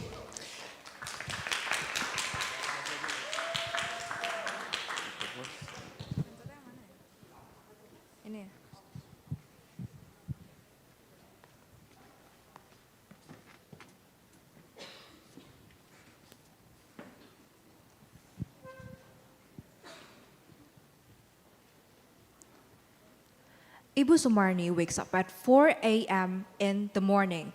She has been planting chili for 3 months, and today is the harvest day. But when she goes to the market, she was surprised because the prices have collapsed. Turned out, 5 other villages are planting the same thing that she planted, and nobody knew, nobody told her. This made her sales lost again. This is not just a story for a farmer. This is the reality that happened to many farmers in Indonesia at every harvest season. And this is what Wiji is trying to solve. Many platforms try to solve a wrong problem. They let farmers to upload their harvest, and then they hope for buyers to show up. But Wiji here turns this model. With Wiji, buyers can upload their demand first, and then farmers can plan to fulfill that demand, ensuring that the income is secured even before a seed goes to the ground. But this is only the beginning. What we realized is that contract data, harvest plans, demand requests, and also logistic data that are captured in Wiji are a valuable insights that can be future leveraged. Here, we asked ourselves, why don't we use this data not only for transactions, but also to protect the supply chain before it breaks? And so this is the core function of the Wiji operation teams. They will handle the process where farmers don't fulfill their contract, driver won't show up, or even cases where suddenly 60 tons of chili flood the market at the same time. But usually they fix it too late. And this is why we built the Crisis and Early Warning Center. So traditional early warning system usually works like this. They will gather historical data, and then they will put the data into a model, and then the model will give them prediction. The prediction will rise an alert. But when that alert is reached to the end user, it is already late because the damage is already happening. Ouija here tries to do a different approach. Instead of using historical data, instead of using forecasting, we use real future commitments data that is already served in the app, such as harvest plan, demand requests, and also contracts from the farmers and buyers. And this solution, we don't design it blindly. We follow up it to the users. Our own primary user for this case is operational team. And here there are 3 nightmares for the operational team. The first one is oversupply. When oversupply is detected, we will route this warning into the penyuluh or extension workers in the field so that they can forward the message to the farmers. And why do we choose this design solution? This is because farmers usually tend to trust human more than number on the platform or even just a push-up notification. And then the second one is the late delivery. In our system, when a driver don't confirm their pickup in 4-hour time frame, the delivery will be automatically rerouted. And the third one is the IoT sensor that sends alert data when the cold truck temperature goes beyond or above the agreed temperature on the contract. And this is the demonstration for our prototype. We have 3 main modules, which are the crisis monitoring module, and then delivery monitoring module, and contract monitoring module. And here, for the closing statement, Ouija itself initially built as a promise from the buyer to the farmer. The contract in this app solves the problem where they said that your harvests have a home. But with this crisis and early warning center, we extend this promise so that they can protect the transaction and also the supply chain that enables the transaction to begin in the first place. So that's all from us. Thank you, Team Ouija, for your presentation. Now, Mr. Farhad will now start the Q&A session. Okay. Oh, okay, Ouija. So, first of all, there's a couple of things that I would like to acknowledge from your presentation. First of all, number one, you don't care that this competition is in English. Your UI is on Bahasa Indonesia, and that's a great thing, I think, because most of our users, farmers, they speak Bahasa Indonesia. They don't speak English. So that's I would like to acknowledge you for that. And the second thing that I also want to discuss this more is on the what's next. So after you give I totally agree when you said that after the early warning system, after the notification, so what's next? You gave them what to do, right? So my question is how? How would you suggest them? What are the data that you are using, and what kind of suggestion that you will give to your customers, to the farmers? Thank you. Okay, thank you, Judge, for the question. So here we have 3 modules in the prototype. I will answer only for the first module, which is the contract module. So the data that is needed is the IoT sensor from each truck. If the cold temperature goes beyond or above, it will send data into the operation team dashboard, and then the operation team can then send a message to the driver to check on their temperature and maybe fix it if possible, or if not, they will be in contact through our in-app chat also, or in-app call. And maybe for the other module? For the problem where we face the delivery delay, in our business process, when the driver want to pick up the goods or produce, they need to scan the QR code on the farmer side. But if they forget to scan, the system will automatically reroute the delivery demands.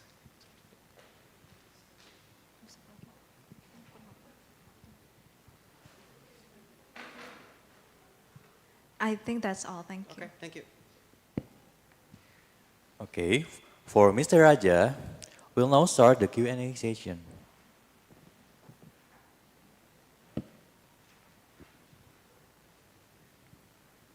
Okay, thank you. One question. How did you validate the oversupply is primarily causes by farmers lacking visibility into supply and demand data rather than other factors such as weather, logistic constraint, or market intermediates?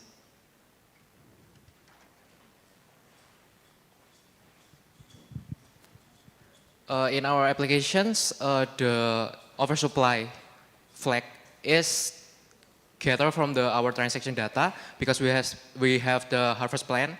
The harvest plan is when farmers tells all the user that he want to plant.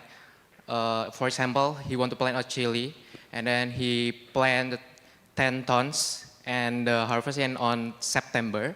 And then on September, there's a customer that want to buy chili too, and the quantity that they want to buy is 8 tons. It means that there are 2 tons, and with this data, we can conclude that actually the farmer has more supply for other customer to buy. Yeah, our solution is based on our transaction data that we have data from supplier and the market demand before and in the stage of pre-harvest.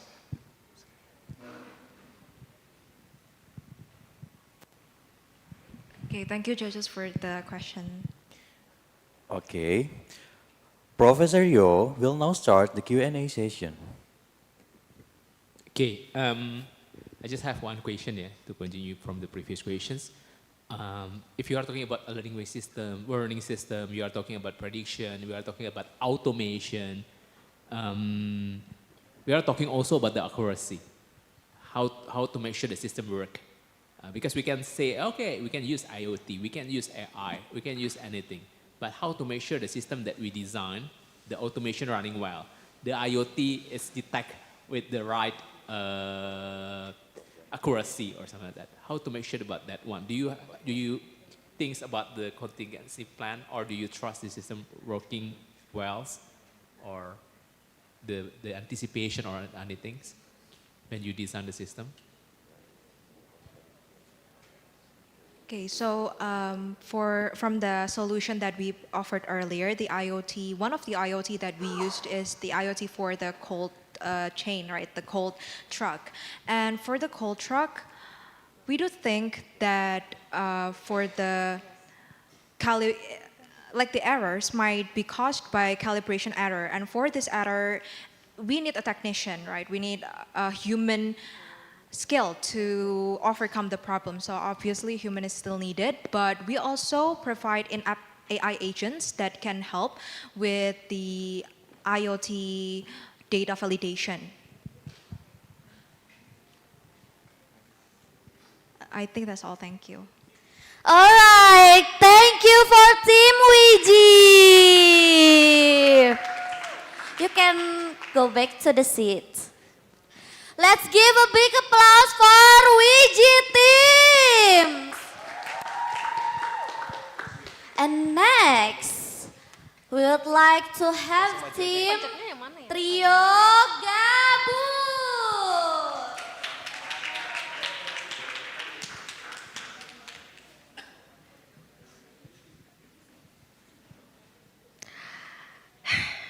Imagine you're harvesting your own crop after months of hard work, just to discover that up to 30% of your profit disappear out of nowhere. And it's before even the product reached the market. It's very common happen in Indonesia.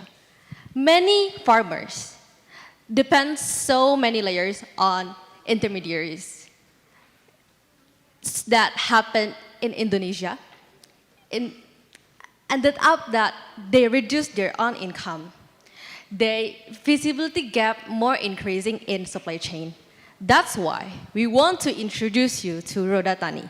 So what is Roda Tani? Roda Tani is basically a KUD-centered platform dashboard that we designed to make more transparency, more efficient for agriculture problem. Okay, let's take a look at this Pak Budi. Pak Budi is a KUD staff. He basically every day just communicating, just coordinating every day with the buyers, the farmers. But unfortunately, he have to deal with this scattered, manually processed.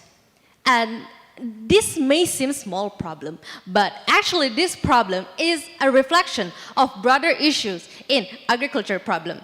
And that's what Roda Tani aim to solve.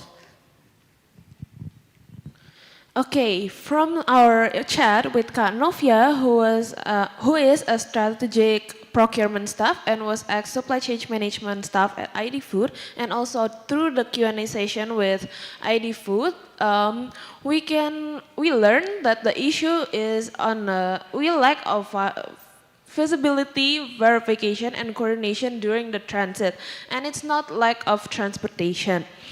And then KUD as a collaborator for all the stakeholders can have the high leverage in the intervene so that we can add the field drop-off to reduce the middleman dependency, and then we can add the live GPS tracking, and then we can add the discrepancy, and we can use the gate in wait to help it, and then we use the AI forecast and the shipment process. And then next, aligned with our initial solution, we extend the solution to bridge the gap with the KUD staff, farmers, drivers, and then the ID Food management team to help in the real life data tracking and then the AI processing. And then after that, we can help to increase the process from reactive to proactive solution. And then we can also prevent the losses and the shortages, and then we can turn into a faster decision making and better action.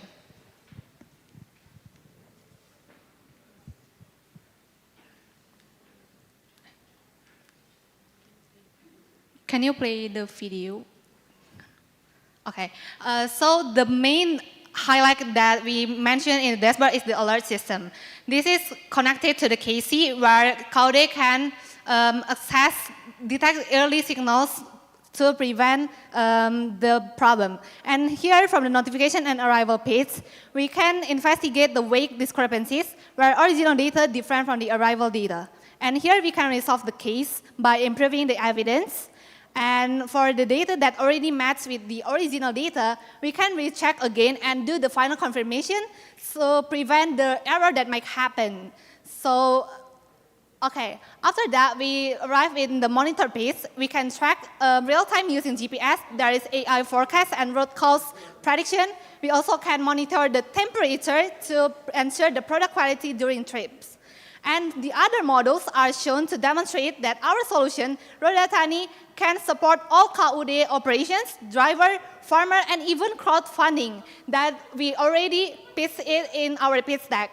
But unfortunately, due to the case limitation, we only demonstrating focus on the extra areas that we focus on the KC.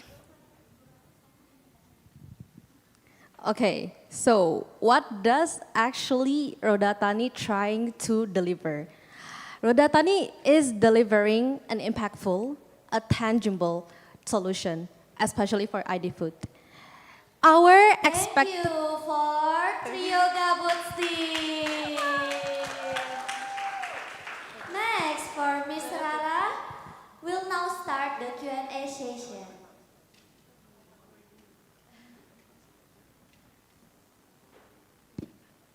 Okay, check. You already know the difference, right? I wanna talk. Okay, so this is actually a really interesting things for me. I can immediately see the potential adoption for Bank Raya and ID Food to collaborate about the platform being used or adopted by us, and specific commodities we can really plan will offtake by us. However, I'm curious about the business model. You don't really explain about it. How do you plan to generate revenue and sustain the platform in the long term? Who would be the paying customer? Is it farmers, cooperative or KUDs, off-takers, financial institution, who is the one? Or maybe us, ID Food? And I'm also interested in your scaling strategy. Do you plan to scale geographically, commodity, expanding the commodity, or by region? Where is the one? And then, or will it be a combination or by both, by region or by commodities? And I want to understanding the roadmap of your plant and how long it will be deployed if I really interested in your product. Okay, thank you so much for the question, and it's a really interesting question. And probably for the business model, we unfortunately we haven't think about it truly, but at least in our draft, we planning to make it B2B. B2B, so we sell it to business, and for the main user, we got it.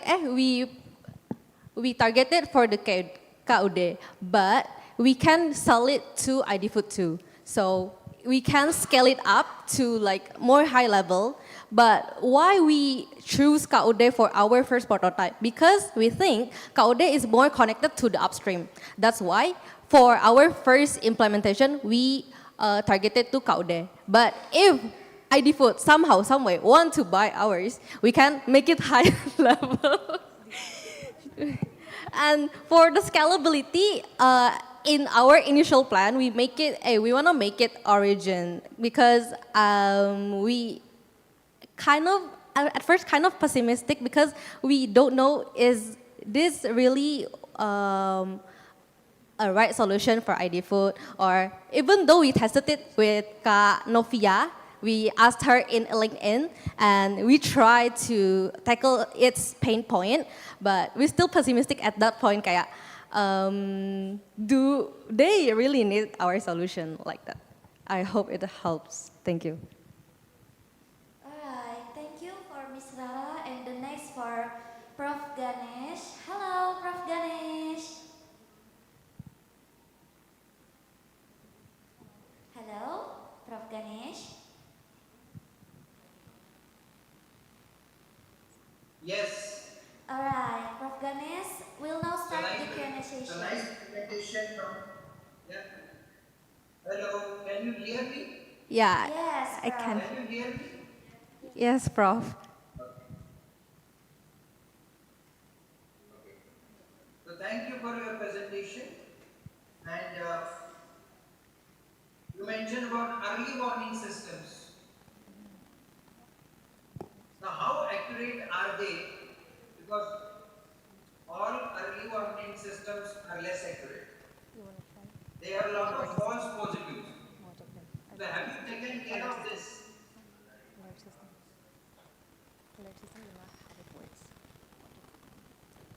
Okay, so thank you, Prof, for your question. So for early warning system, we use the AI to forecast. So we using the data. Will be the history part, like for the shipment, and the AI can predict like the weather, the condition, the current decision, and the distance from current decision to the final decision. So combining all of them, we make sure that the early warning system is quite accurate. But for the next development, we can put the other metrics to make it more accurate. I think that's, I hopefully it answer your question. Yes.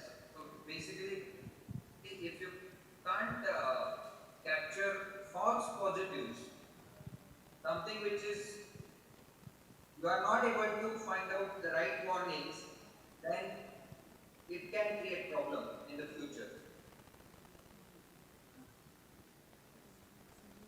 Okay, thank you. Thank you, Prof. Thank you, Prof. Ganesh. And next for the Prof. Johannes, we'll now the Q&A session. Check. Okay, I just have one question for you.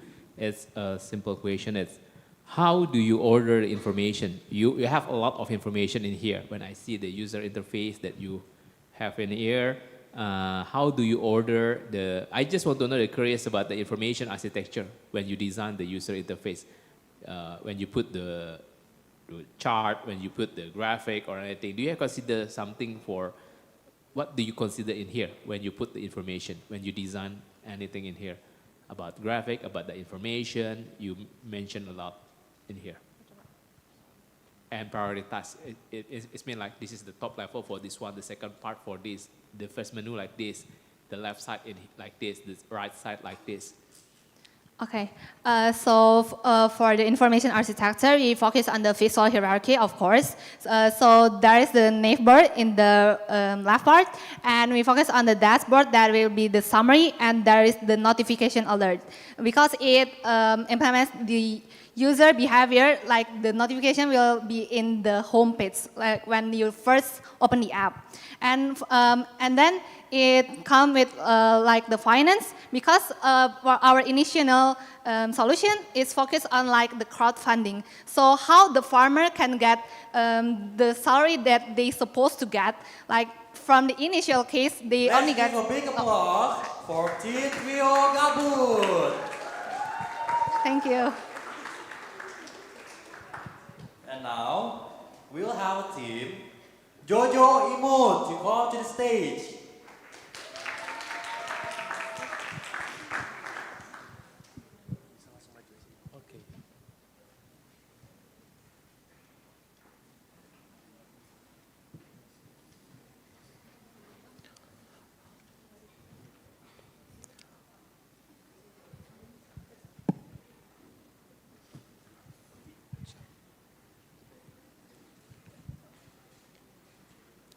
Good afternoon, judges and friends. My name is Rizky. As a supply chain emergency response alert leaders, I get one thing about this role. A problem is not just a description itself. It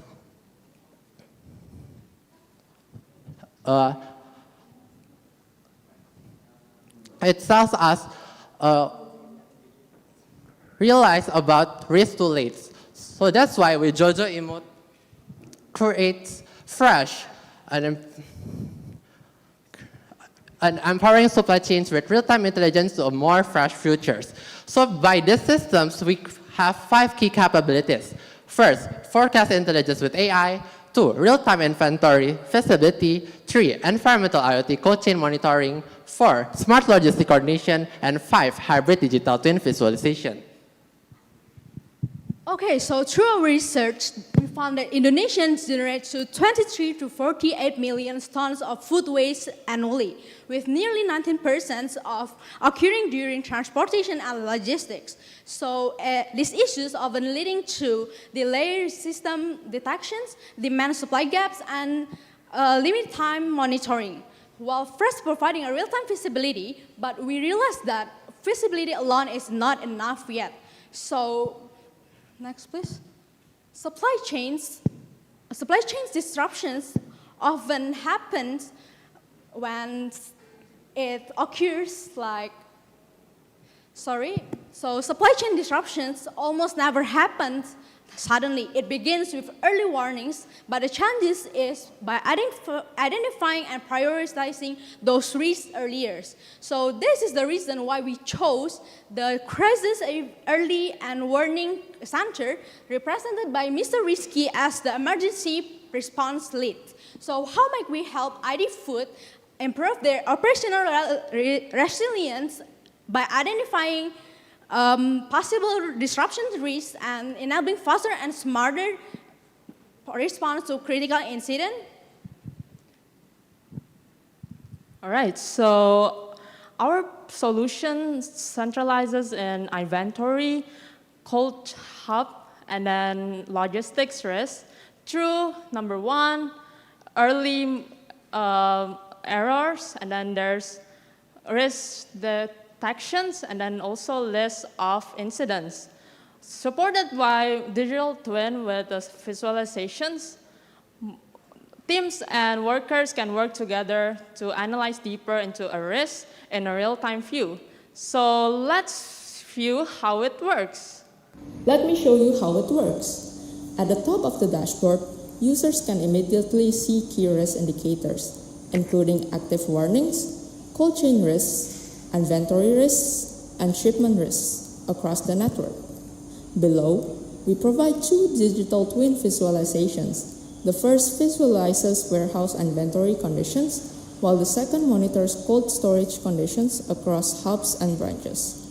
Assets are color-coded based on their risk level, allowing users to quickly identify areas that require attention. By selecting a rack or cold storage unit, detailed information is displayed on the right panel, enabling faster investigation and decision-making. In addition, the system continuously monitors refrigerated transportation through the Transportation Cold Chain Risk section, where potential temperature breaches can be detected before product quality is affected. Finally, all identified risks are consolidated into the active incident list, allowing teams to prioritize incidents, track their status, and coordinate response actions from a single command center. By bringing together early warnings, critical alerts, and digital twin visibility, the Crisis and Early Warning Center enables proactive risk management and faster response to supply chain disruptions. By enabling earlier risk detection and fast response, this solution strengthens supply chains across ID Foods networks. With Fresh, we empower supply chain with real-time intelligence for a more fresh future. Thank you. Thank you for the team joiners for the presentation. Now, Mr. Farhar will now start the Q&A session. Okay, is that new? You just bought it? Yeah. Oh yeah, kirain udah punya dari rumah emang begitu. So thank you for the presentation. So understand you show your dashboard as more into early warning system for the logistic guy in the warehouse thingy, take into account all the condition in their warehouse, right? So my question is, how that will impact directly to the farmers? Because I understand you also have in your deck you have also identified the farmers' pain points and what they need, and how does it reflect it? Because I don't see you advocating the farmers' needs with that solution. So can you tell me more about your solution and how that will impact to the farmers, and what kind of farmers that you are tapping in? Because there are very wide range of farmers, right? You see modern farmers, the young guy farmers, till the 90 years old farmers in third-tier cities. So what kind of farmers that you are going to solve the problem with the solution? Thank you. Okay, thank you, sir, for the question. So let me answer the question. So basically, we have several modules in our system.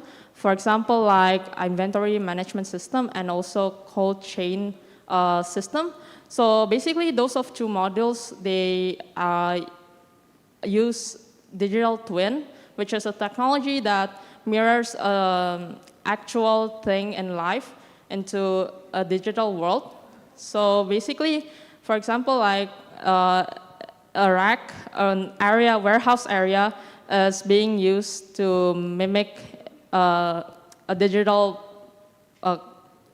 digital stuff in our system, and then our system basically is specifically for the inventory management system. They provide data to the WhatsApp bot, which is our solution for the farmers. So for the second question is about the types of farmers that we wanted to target. We wanted to target farmers basically in rural areas with low digital literacy and low digital adoptions. So basically, yeah, farmers in rural areas with lack of technologies. Let me add a few answers. So how we directly impact the farmers from our risk dashboard. So actually we have a supporting interface for farmers. So why WhatsApp bot? Because farmers have a low digital trust and low technology adoption. So we develop WhatsApp because it's more familiar. And what can farmers do with the WhatsApp bot? So the farmers can know demands and the current market price, so they can get a better price to gain their bargaining power. Yeah, and for the risk, it's also for demand. So everything is for demand planning. If you ask me, if you ask us, the one model is become our priority, it will become forecasting intelligence with AI because it predicts demand, so it will impact to other models. Thank you, sir. All right, next. Ms. Varas will now start the Q&A session. I'm really impressed by your mock-up experience. Thank you. And the videos also.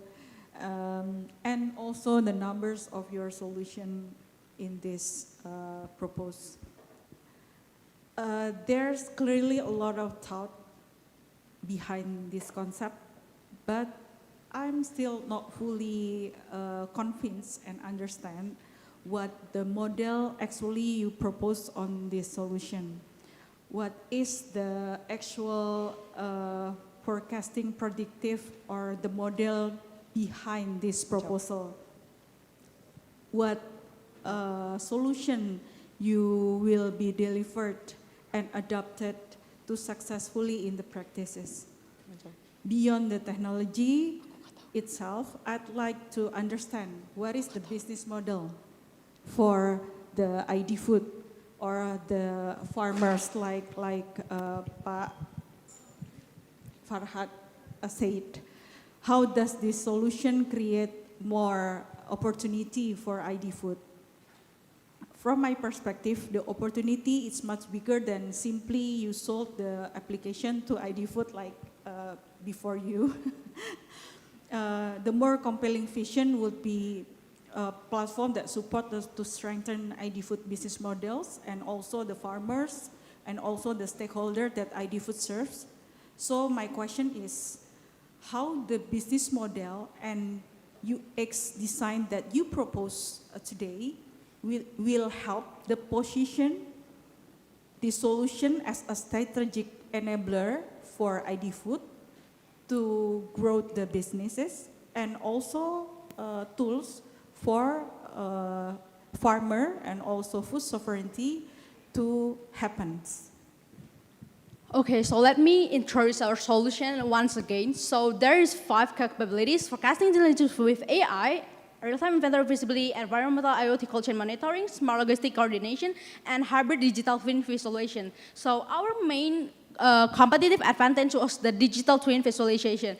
It visualizes the actual things like cold storage into the digital, so we can make faster decisions with the visualization appear, so we don't need to interpret it again manually. So for the business model, actually it doesn't generate or making money directly, but it will help ID Food to reduce their food waste, operational efficiency, and maybe and cost reduction.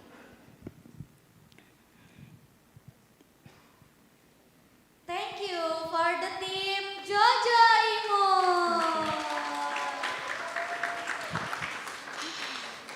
And the last team, before the last team, give a big applause for the top 10 finalists.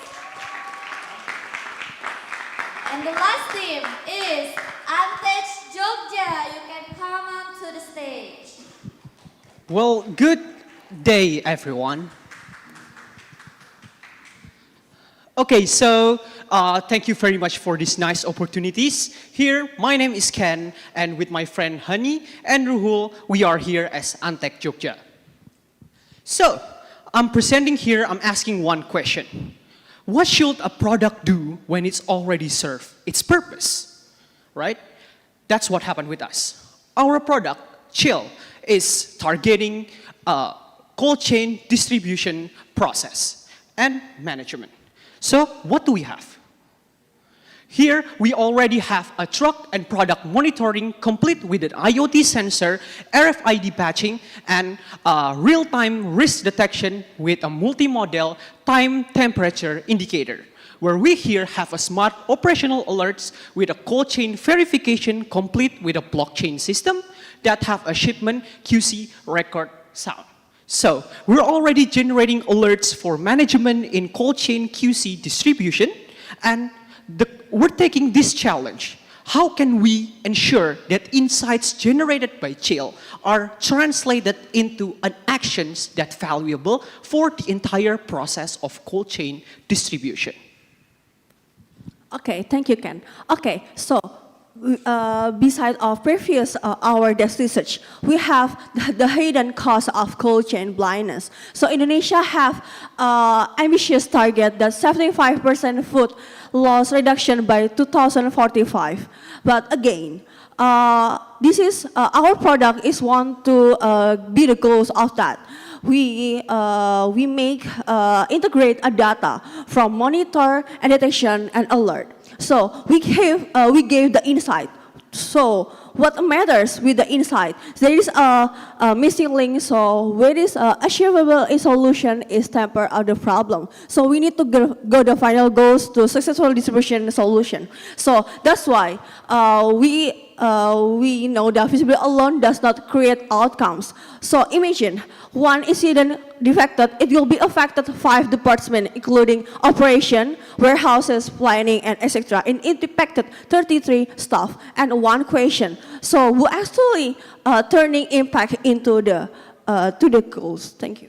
So we're moving from making a product from only to management as alerts, but we're also giving action to the one called risk processor. So these people that it has a crisis risk processor, we're lucky to talk them tonight, and we're asking how might we transform a cold chain alerts into actionable decisions by communicating risk, operational impact, and next steps.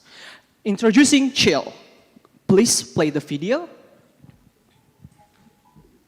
This is our product Chill, where you want to see a truck alert with a product defect, we give you a truck alert with all the information. When you click the truck alert, you will have all the information about a product in the trucks, the defect products, the historical temperature over time, and the designated crisis calls if any alerts happens. Now, we're also creating a decision system. Where an alert happens, a crisis operator will have the data taken by this AI system and already formatted into the HACCP process, where they can enter their own situation and be built into a new solution that creates branches and branches of possible different solutions. That's taken them into probably lots of different situation and solution in the cold chain monitoring defects. Generating this solution, users can basically have an answer to their problem. An alert, they input several forms, and this solution will appear. So they can save these records, so the AI will also learn next time about what the thinking process and the result of this entire journey. Okay, next. Next. Okay, back to the PPT. Okay, so there is the calculation of our cost. Sorry, can you back to our last presentation? Okay, no, back to again. Last. Okay, this we do a cost benefit analysis and as well analysis to know what the impact of our solution. So thank you for your attention. Alright, thank you so much for the Antec Jogja.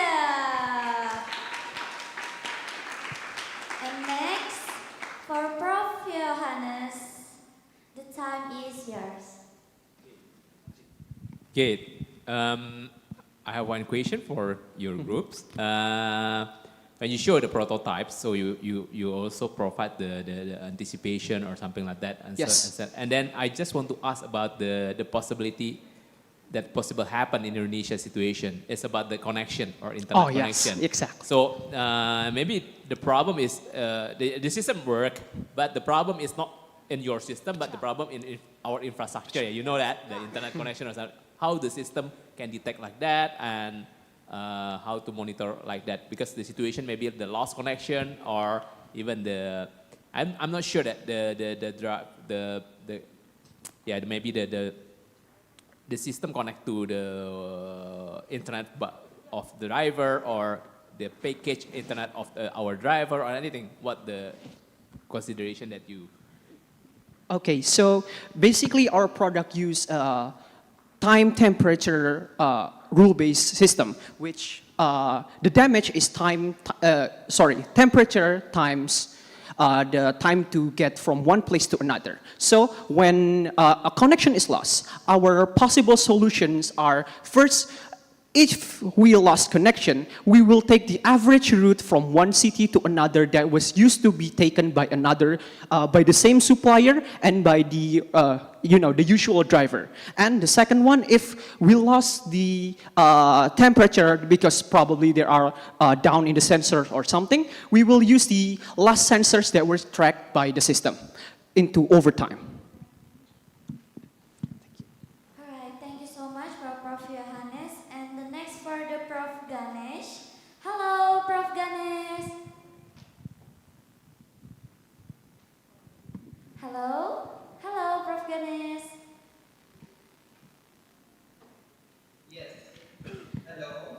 Alright, Prof. Ganesh, the time is yours. Thank you for the presentation.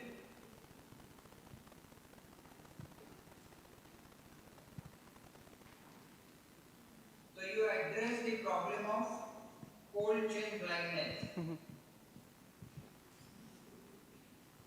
Looks to be interesting system. My only question is it validated or tested? Sorry, sir, could you repeat the question? Not just technologically. Sorry? Is it validated or tested? Oh, for the technology, is it validated or tested? So we're actually... Sorry? Oh, yeah, we're actually have done the research for the... One aspect is the technology. Okay, so... The first aspect can be the business plan. Okay. Okay, so probably we're gonna have two answers. The first one is the technological. We're actually already done the IoT research, which you could also see in the user story in the Figma prototype for the truck monitoring dashboard for health. Truck monitoring dashboard system. We already create the IoT devices that we're gonna probably suggest to companies. Yes. Yeah, we already researched this with the electrical students. And for the business research, probably Hani gonna answer that. Okay, first of all, for the business, we are gonna do like a B2B, but actually is developed in internal of the warehouse. So the business impact, it will be calculated per each active warehouse. So they will be calculate with a development each warehouse. So if you can see in our last slide, you can see how much they need to go to for the cash to go the cost how much development to do the business. And if you want to know how the payback period, we can have like for a point 26 or something, but it will be more efficient upper with a more active warehouse in for the scale up. If we have a more warehouse, the payback period it will be more small and shorter. Thank you. And next for Miss Rara. the time is yours. Check. Okay. This is really interesting solution. So I see that the MVP for the IoT is already built and are ready to implement to the pilot phase. So maybe just one little question. What does your future roadmap for this proposal? And how do you plan to scale and develop the solution over time? Just it. Okay, maybe I will start from the MVP one. So for the MVP one, for the basic first one is the monitoring truck and product first, and after we build the blockchain and do IoT integrate for the baseline for the MVP. After that, it does for the primary users, right? So after that, for the stakeholders with the criticals team or something that will be for the next that we actually presented before. So the product it will be. Do you have the tools? I mean the IoT. Do you have the tools or We the have devices? we have the list of the devices that we're Oh, gonna okay. use, and probably because some companies might have to customize based on their budget range, we're trying to suggest several options first before we're trying to launch it into production. So that customized to the warehouses. So for the budgets. So actually for the basic one, maybe like the GPS tracker, it will be have like a same module because it will be have. But if the IoT like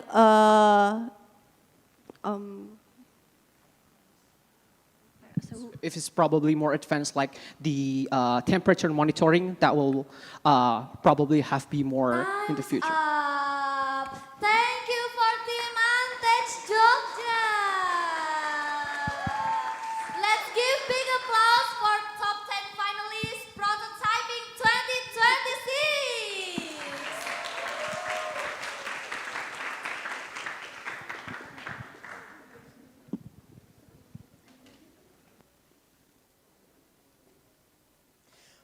All of the team have finally presented all of the pitch deck and prototype in front of our judges. Yes, we are finally done with the final presentation. And once again, we would like to say thank you to all of the finalists and congratulations for getting through this far ahead. Let's give us all of our top 10 finalists and the amazing judges give big applause. Once again, thank you so much for amazing judge, Miss Rara, Prof. Yohanes, Mr. Farhad, Mr. Raja, and Prof. Ganesh. And by the way, Anna, what did you think about all the final presentation?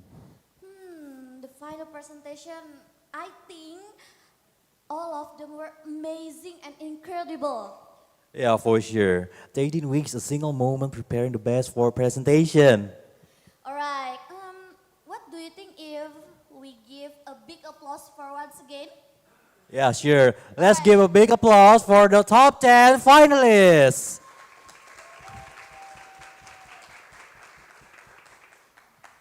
Now, moving into the next agenda. Since all of the finalists has presented, now we would give the judges some time to have further discussion on deciding for the winners. To all of the judges online and on site, we would like to inform you that you are allowed to join this breakout room to further discuss regarding the winners.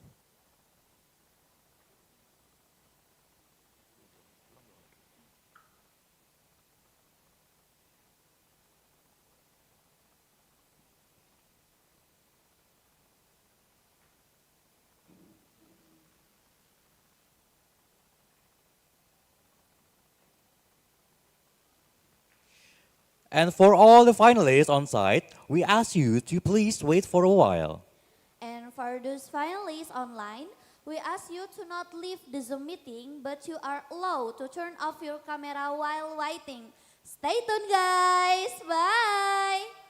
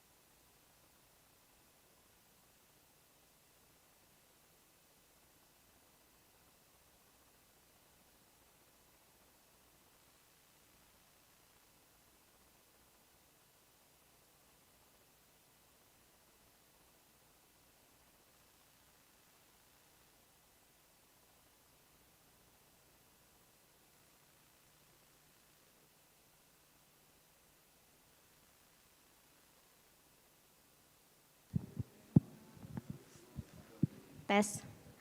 Halo kakak-kakak, bagi yang belum mendapatkan makanan siang hari ini, boleh diambil di bagian panitia di sebelah kiri atau tepatnya di belakang warung ya. Terima kasih.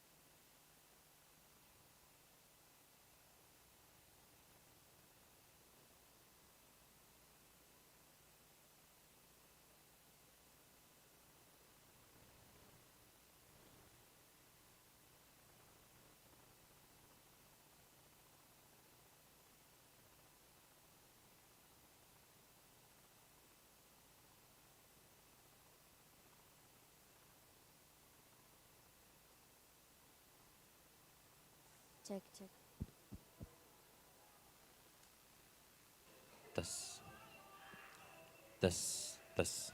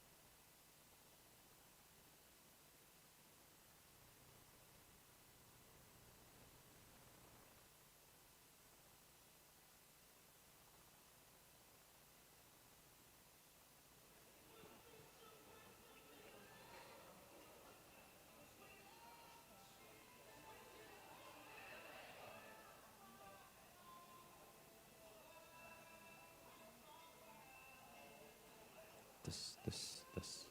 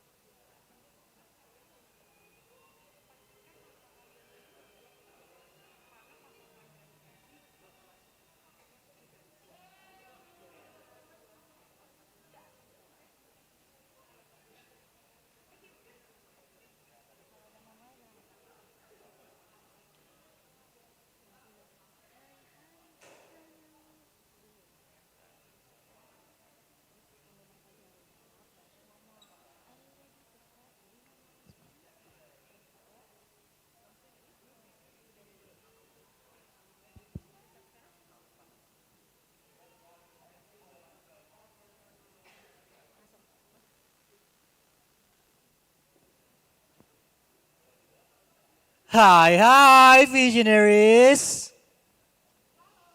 Hello.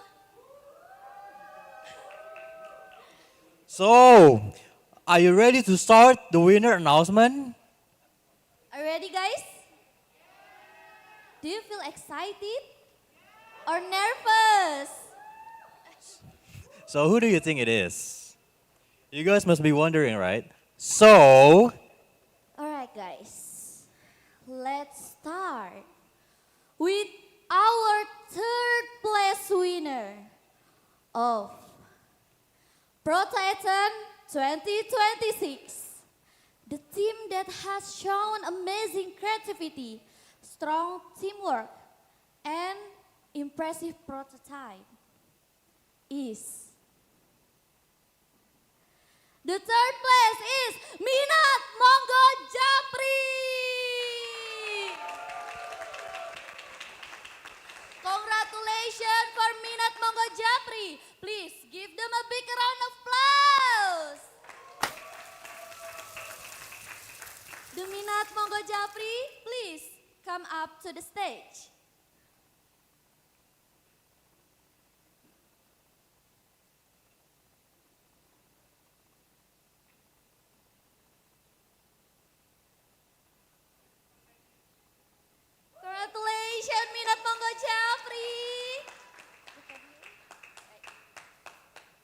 We'll take Peter first.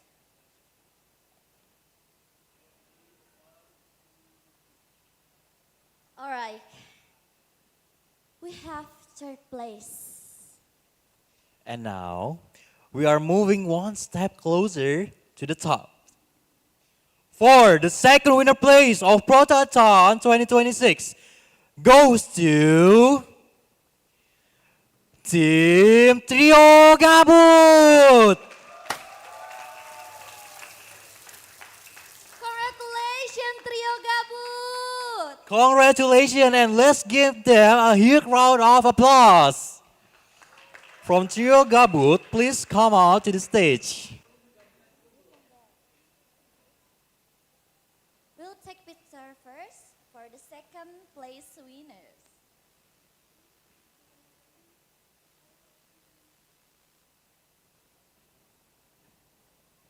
And now, I know you feel nervous, guys. It's okay. I'm also. And now, the moment we have all been waiting for. After an incredible journey, long hours of prototyping, and outstanding final presentation, it is time to announce the first place winner of Proto-A-Thon 2026. Everyone, are you ready? You don't excited? Are you ready? The champion of Proto-A-Thon 2026 is Antex Jogja! Congratulations to Antex Jogja. Please give them a big applause. Antex Jogja, please come up to the stage.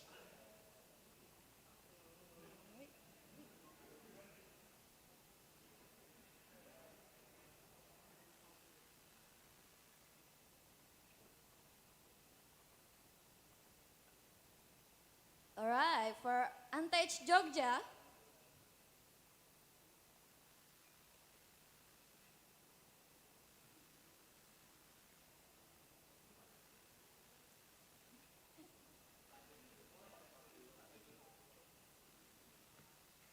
All right, once again, give a big applause for Antex Jogja.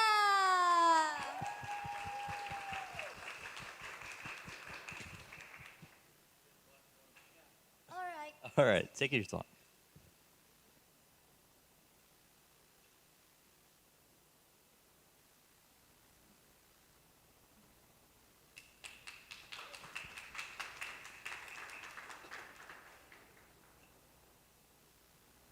We need to take a picture first for the first, second, and third.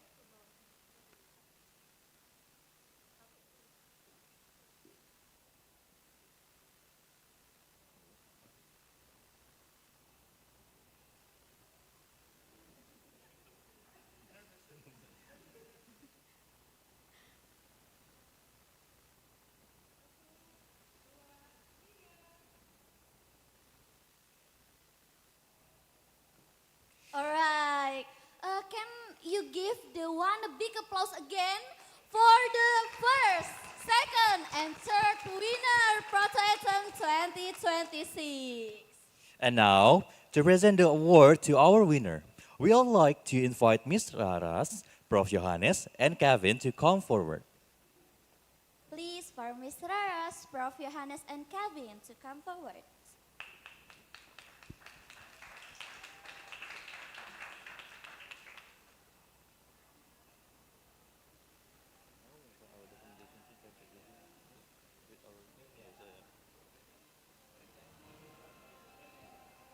Harusnya tadi lagu ini tuh pas pengumuman gak sih?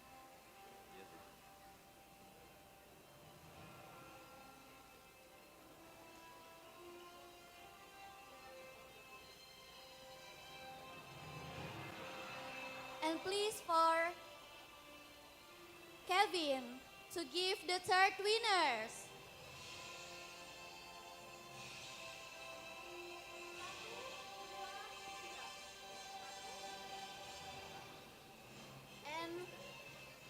the Miss Raras, for the Prof. Johannes, please give for the second winners. Alright, give you beautiful smile, guys. You are winners. You win, guys. You did it. And the last, the stars for Miss Raras. Please give for the first winners. And you get $1,000.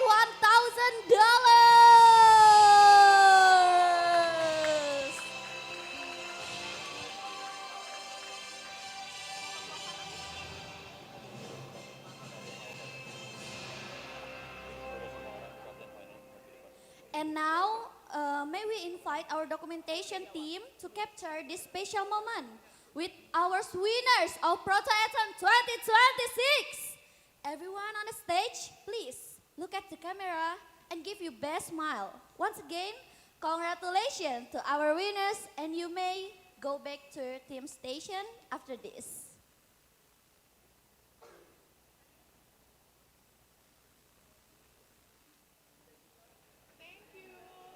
Thank you.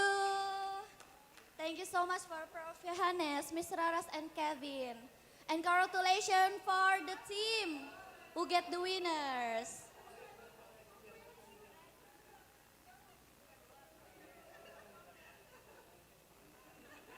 Congratulations.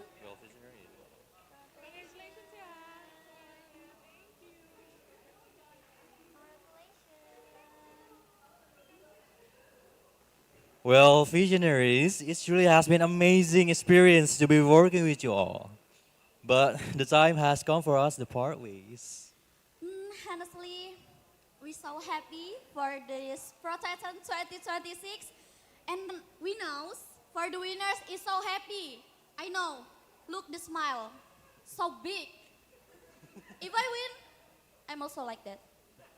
Because I get $1,000, guys. I want it. All right? Yes. Because time is up. Yes. Thank you, everyone. We will see you next year. I'm Ratu Anazila. And my name is Emir. See you next time, guys, with Proto-A-Thon 2026.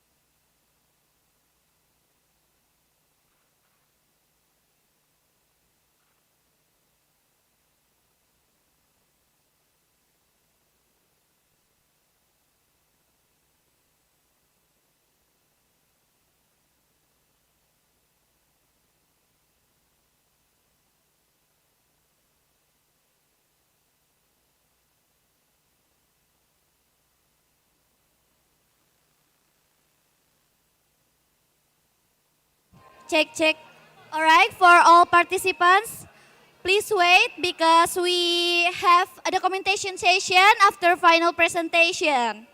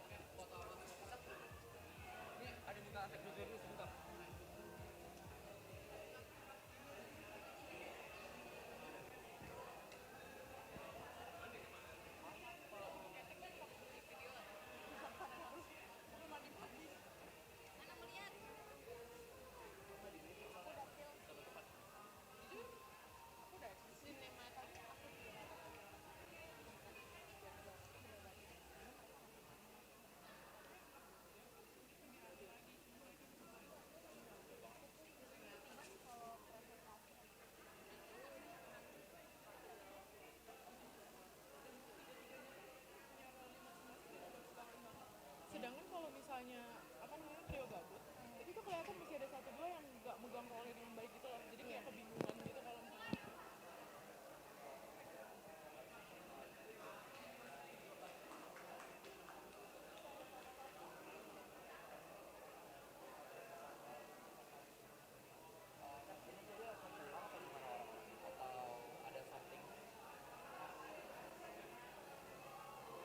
Kalau Willy tuh nggak jadi.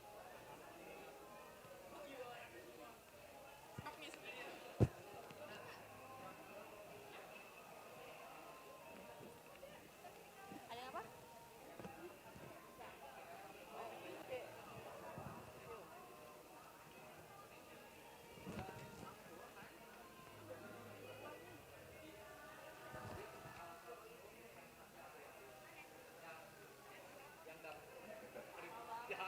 Tapi ya itu pokoknya.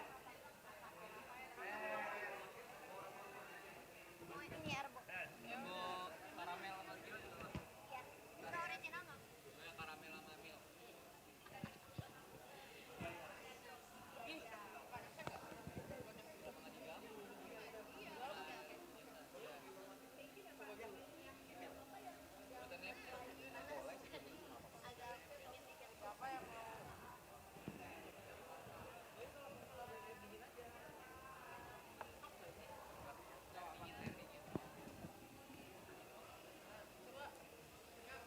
Ya.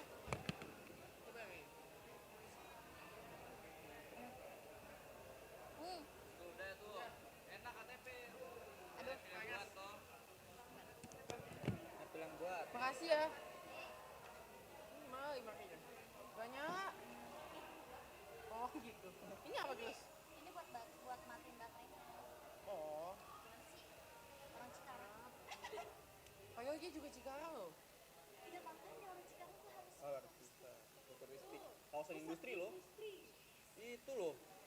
Masa dia nggak ini? Itu loh. Gak Pil. aman Cikarang tuh. Lu di Lipo, Pil. Kita di Lipo ya. Gak aman. Lipo kedalaman mana? Kedalaman luar. Pedalaman.